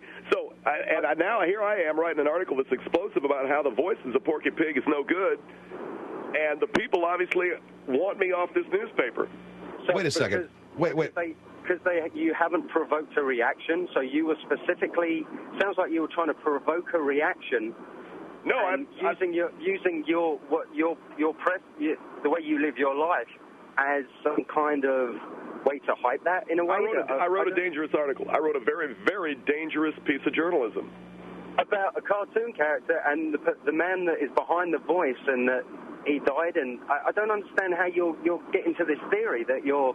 It sounds like you're a very paranoid person. I can't understand why you feel so strongly that you have to bring it out in this way. Well, sir, you've used the word paranoid now a few times, and I have to respond to that. I am not paranoid. I know what I've had to live with. Are you gay? No, I'm not. All right. Well, you don't know what it is to be gay and to have to live with the gayness. And the fact that I am a journalist, so therefore people know who I am, okay? I understand that. Now I write an article that is highly explosive, saying that ever since Mel Blanc died, these voices of Porky Pig, they blow. Naturally, people will be pissed. Hold on for a minute. This is Phil Hendrie, Doug, and I want to ask you something, because we got to cut through all of this crap. How do you know they're pissed if they haven't written you any letters and they have... Phil, I've answered that question. How have you answered the question? You're saying that... I said because of I'm gay and they're homophobic, they won't write. I don't know what's so hard to understand here, gentlemen. The man has no proof. The man has absolutely no proof that he is being attacked for being gay through an article that he's written. On cartoon characters. He's blowing this out of proportion. It's being blown out of proportion. Yeah, but you have no proof that I'm not. So the fact that people haven't said anything about it can't be an indication. Just because no one says anything about it, have you not stopped to think maybe they just don't care, and that you are trying to raise an issue within your own mind here that you think you're being attacked for some reason? What do you mean they don't? I'm actually from a minority myself, and I've probably been attacked physically more than you ever have in your life.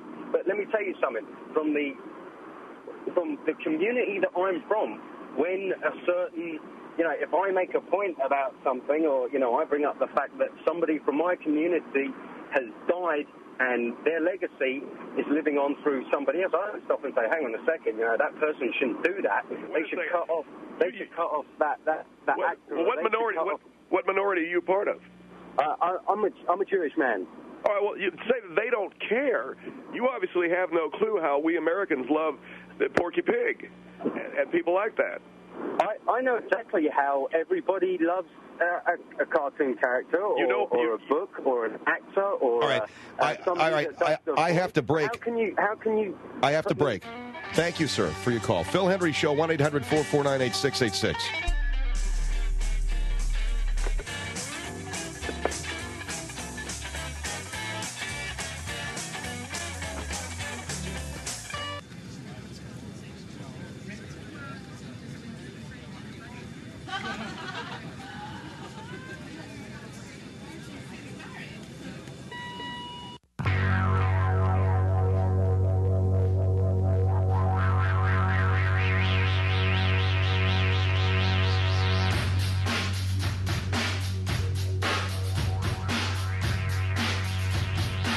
Phil Hendrie Show at 1-800-449-8686. Doug Danger on the line with us has written an article in the Orange County Courier this past weekend basically saying that ever since the death of Mel Blanc, the people that have done the voices of Bugs Bunny, Porky Pig, Daffy Duck, Sylvester the Cat, all the Warner Brothers cartoon voices, they suck. They're not as good as Mel Blanc, and nobody has really said anything about it. Is that it, Doug? No one's had the guts to say anything about it, Phil. We are going now 11 years since the death, going on 11 years since the death of the great Mel Blanc, and nobody's had the guts to come out and say, these guys doing Bugs Bunny's voice, these guys that are trying to do the voice of Porky Pig, suck on wheels, and the great Mel Blanc, was better than them. I finally had the guts to do it. The reason why I've got the guts to do it is I'm a gay man and a gay journalist. I think that's where people are getting confused. That's why I mentioned that I'm gay, because I got the guts to finally rip the lid off this.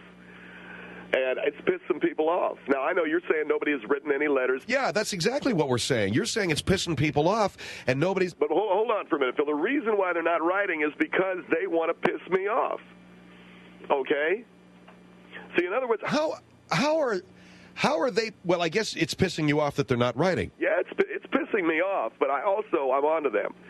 And you people out there who are pissed off by my article, if you think you're going to keep pissing me off by not writing, you're not, because I'm on to you.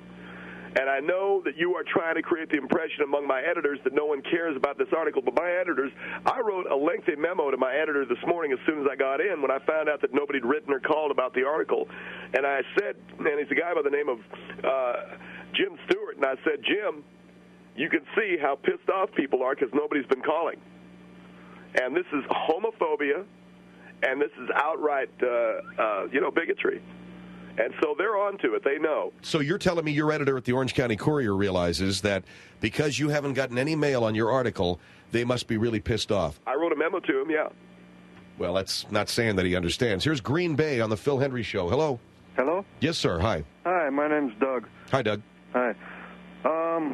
I'd like to say this. I agree with that gentleman that the voices do suck. Ever since the death of Mel Blanc, right. Right. And have you noticed that characters themselves, the animation is even different? Yeah, I think the whole thing just sucks. Now, saying that, I hope you don't think that I'm a bigot because I don't agree with the rest of your theory. What? You know, I never even thought of this until I just heard it on the radio today. I don't even think people are even thinking about it, really. Thinking about what? About this? About your article, you know? I think the gentleman's being very polite, Doug, in saying that just because he doesn't agree with you, he's not homophobic. Well, you don't agree with me? I agree with your assessment of your article. That's it. That's what I'm saying. But I don't... So you're not... You do agree with me. So you're not... Why would I think you're homophobic? You agree with me. What about everybody else? They obviously don't like the fact that I'm a gay man and a gay journalist. Now, you're in Green Bay, Wisconsin, so I can understand, sir. I write for the Orange County Courier, which is a local paper here in the L.A. area. So you've not seen my work. But everybody around here knows that I'm out, I'm gay, I'm proud, I'm a gay journalist. Okay? And they've been trying to run me out of town on a rail. Now I come out and I say something as explosive as this. You know, when you start saying that Bugs Bunny sucks, people are going to want it. People are pissed. And they're not writing or calling as a result of that. Well... See what I'm saying? Well, what do you find so amusing about this? I don't know. I just say that, you know, I don't think people really do care. You know, they care. In this town, they care. How can you say they care when they're not calling? I've already explained. I know. They're homophobic, so they want you to think they don't care. That's it. You know, I really don't care. Are you homophobic? I don't think I am. You know? Well, how do you know until you've been in that situation, right? I guess it's not a very fair question for me to ask. Yeah. You've never been in a bar or anything where the guy just kind of brushed up against you, have you? Well, I've been around some people, yeah. Yeah, up in Green Bay? Yeah. Is there a gay section of Green Bay, sir? Well, there's a few bars. You don't have to answer that question. No, I'm curious. No, I'm very curious. There's a gay section of Green Bay, Wisconsin, sir? No, I don't believe so, no. Just a couple of bars? Yeah. Well, is there a Mexican section? Yeah. What are you asking these questions for? What difference does it make, okay, if there's a gay section? There is a Mexican section, though. Sure. There you go. See, I'm a journalist. I ask questions. Yeah. All right, pal, thanks for calling. Well, I agree with them. They do suck. Okay, sir. I'm not homophobic. Well, get out to a gay bar this weekend and see how you like it. All right. Get up to one of those gay bars in Green Bay and see how you like it. The guy is laughing, Phil. He obviously agrees. You heard what he said. Yeah, I heard he agrees with you that they suck. And for that matter, let me go on the record and say I also agree that the Bugs Bunny voices now, ever since Mel Blanc died, suck. But I'm not about... See, you said it, that guy said it, so why would you say that people don't care? I'm not about ready to write a letter to a newspaper. I agree with you. You're saying that a lot of people don't agree with you. That's right. That's why they're not writing. All right, here is Santa Cruz on the Phil Hendrie Show. Hello. Hi, Phil. Yes. Hi, Doug. I just wanted to point out a couple things. I think, first of all, I think you've got to realize that, the majority of the people that are watching, paying attention to the cartoons and so forth are generally kids, from 4 to 10 years old. And it seems to me that it's pretty unlikely that they're going to be... well, we are talking about Looney Tunes here. Right. Which is that's like a very, very... Doug, wouldn't you say they're popular among adults? Absolutely. Looney Tunes is very big among an adult audience. Well, I mean, I would. I don't know whether you know that or not, but it is. I don't know that. I mean, I would tend to disagree. I don't know anybody. Are you familiar with the characters I'm talking about? Bugs Sure. Bunny, Pig. Yeah, I am, just because I grew up. Porky Pig was the pig that went. Oh, certainly. I mean, I'm very familiar with him. But I mean, and I've seen Space Jam, and frankly, I didn't even notice any difference. But so you did go to see Space Jam? Well, no, I have a child, so I mean, the only reason I saw it is because we rented the video and we saw it. Right. I just. All right. So, what is the point of the gentleman in Santa Cruz? What? Well, I'm just trying to say that the reason that you're not getting any calls is because the target audience is, that would pay attention to this is children. Well, he's talking from a professional standpoint too. That people who work in the entertainment business in Hollywood might be interested, but you say that they are, but you're not getting any letters because of the fact they're trying to piss me off. Because they're really pissed off at your article. Absolutely, it's as plain as the nose on your face. Here's Hollywood, Florida on the Phil Hendrie Show. Hello. Hello. Yes. Yeah, it's like if you go and see, and there was only one Rembrandt, right? And so Mel Blanc, there's no question that no one could ever, duplicate Mel Blanc. You got it. Okay, but that's my when whole people point. agree, they're not going to call in. Or write it. Well, if they I could care less what you. I don't care if you go home with a donkey. It has nothing to do with no one writing you. Wait a second. If they agreed with me, okay, then it would have been changed a long time ago. But most people don't. They love. What do you mean? What would be changed? If they agreed with me that the voices of Porky Pig sucks, then it would have been changed. But hold on. But Mel Blanc, what are you going to do? Bring him back to life? No, he's gone. No, they would have just suspended the franchise, and that's what I think they should do. I think they should do that. Well, what? And deny everybody it's the character, it's the attitude. Bugs Bunny's an attitude. He's not the voice. The reason people like Bugs Bunny is because he always was a wise ass. Because I'm gay, they don't like that. No, it has nothing to do with me gay. Because I'm gay, they don't want me to be talking about how much Bugs Bunny they? sucks. I mean, are you real close to Oliver Stone or something? Where is this a conspiracy? No one cares about you. How do you know that? Because no one's writing you. That's because they're pissed off, sir, and they're not. Look at Doug. They're not sending you emails. They're not calling. Yeah. And I've answered this question about a half a dozen times already. Yes. Well, there's a possibility they're not writing or calling because they don't give a crap about your column. Right. So now what I've got I got to deal with a homophobic talk show host and his homophobic callers. I'm not homophobic. Well, then why? You guys are racist. Are you? Whoa! What race you are? Wait, how am I racist?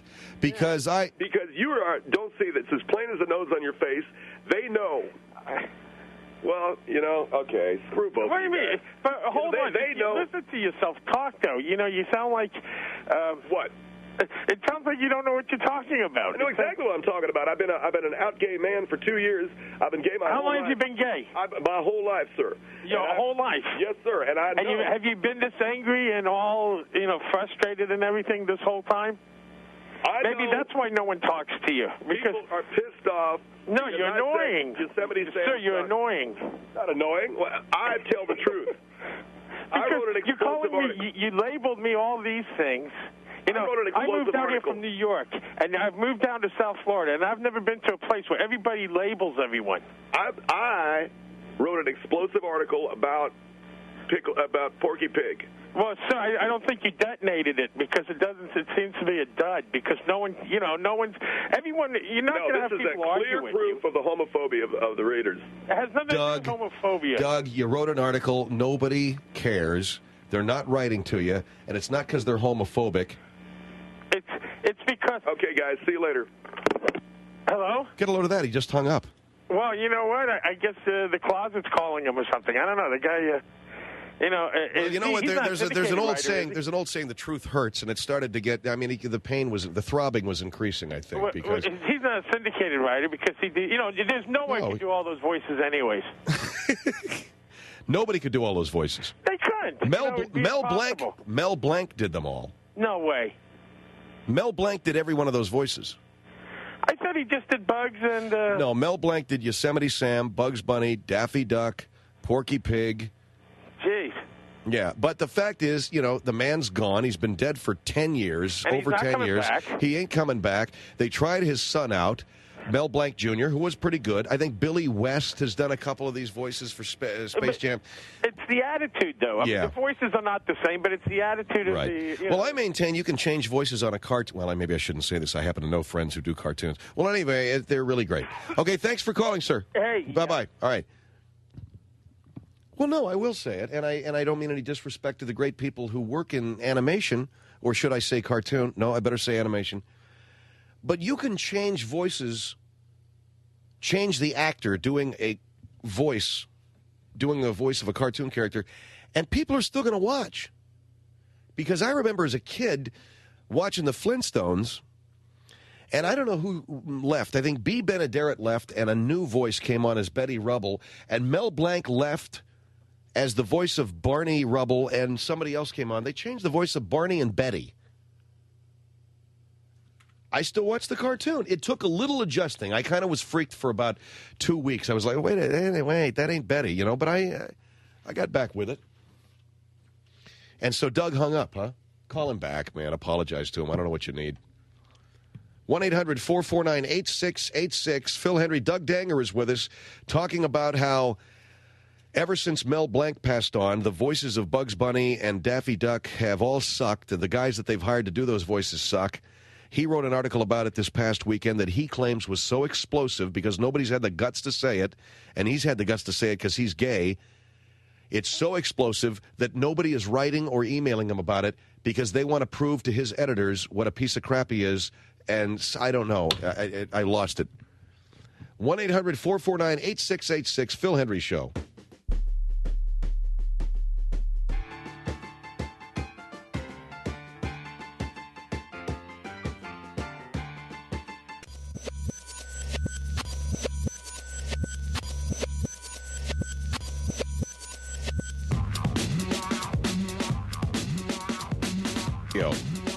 It's the Phil Hendrie Show, 1-800-449-8686. Doug, you there? Yeah. Are you going to be a child? Or are you going to, you hung up on me. I hung up on you because you didn't think I was telling the truth about people being homophobic.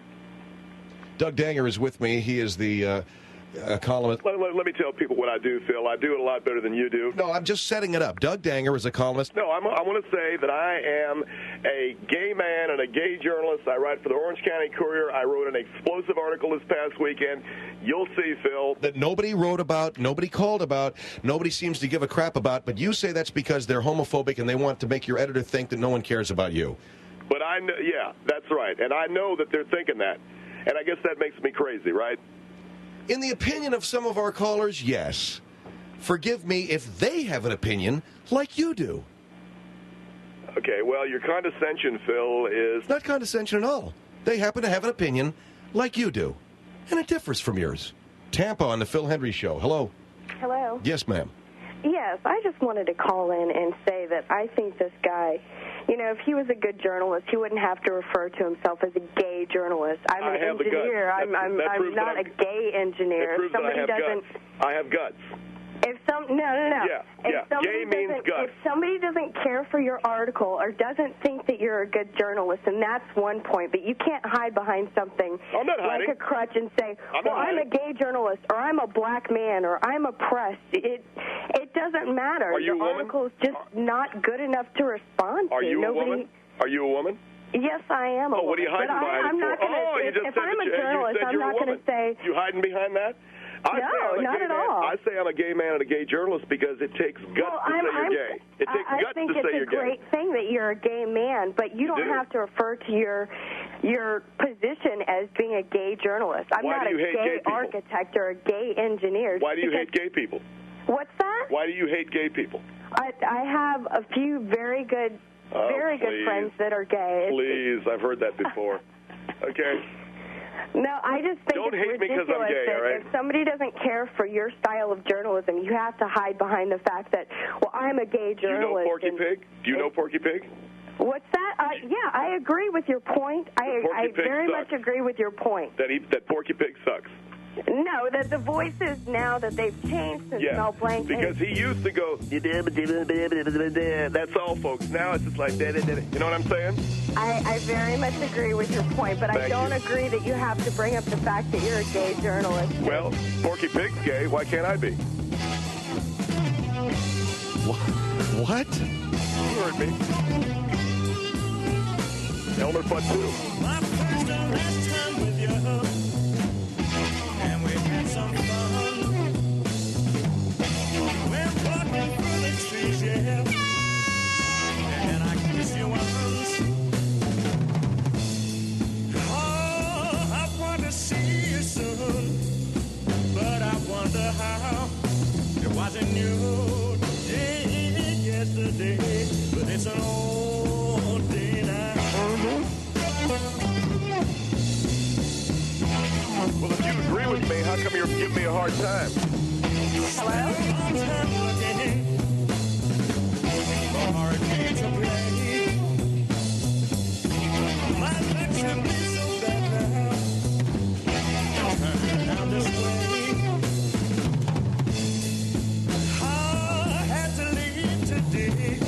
Just when I thought I found you, it wasn't you yesterday, but it's an old day now.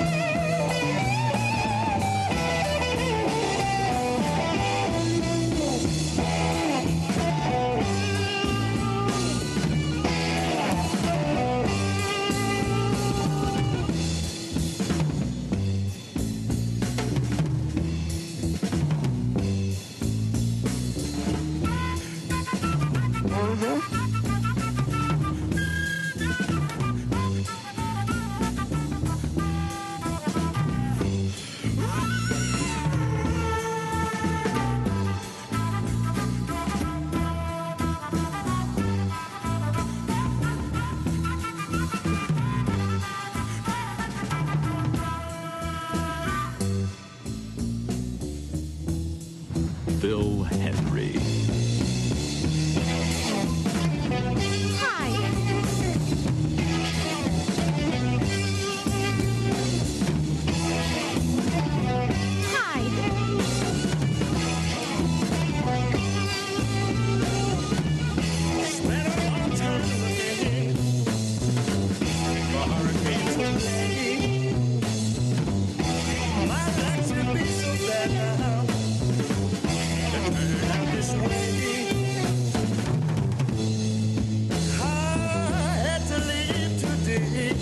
Just when I thought I found you, it wasn't you yesterday.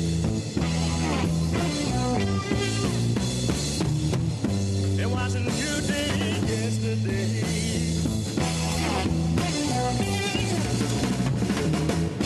It was a new day yesterday, but it's an old day now.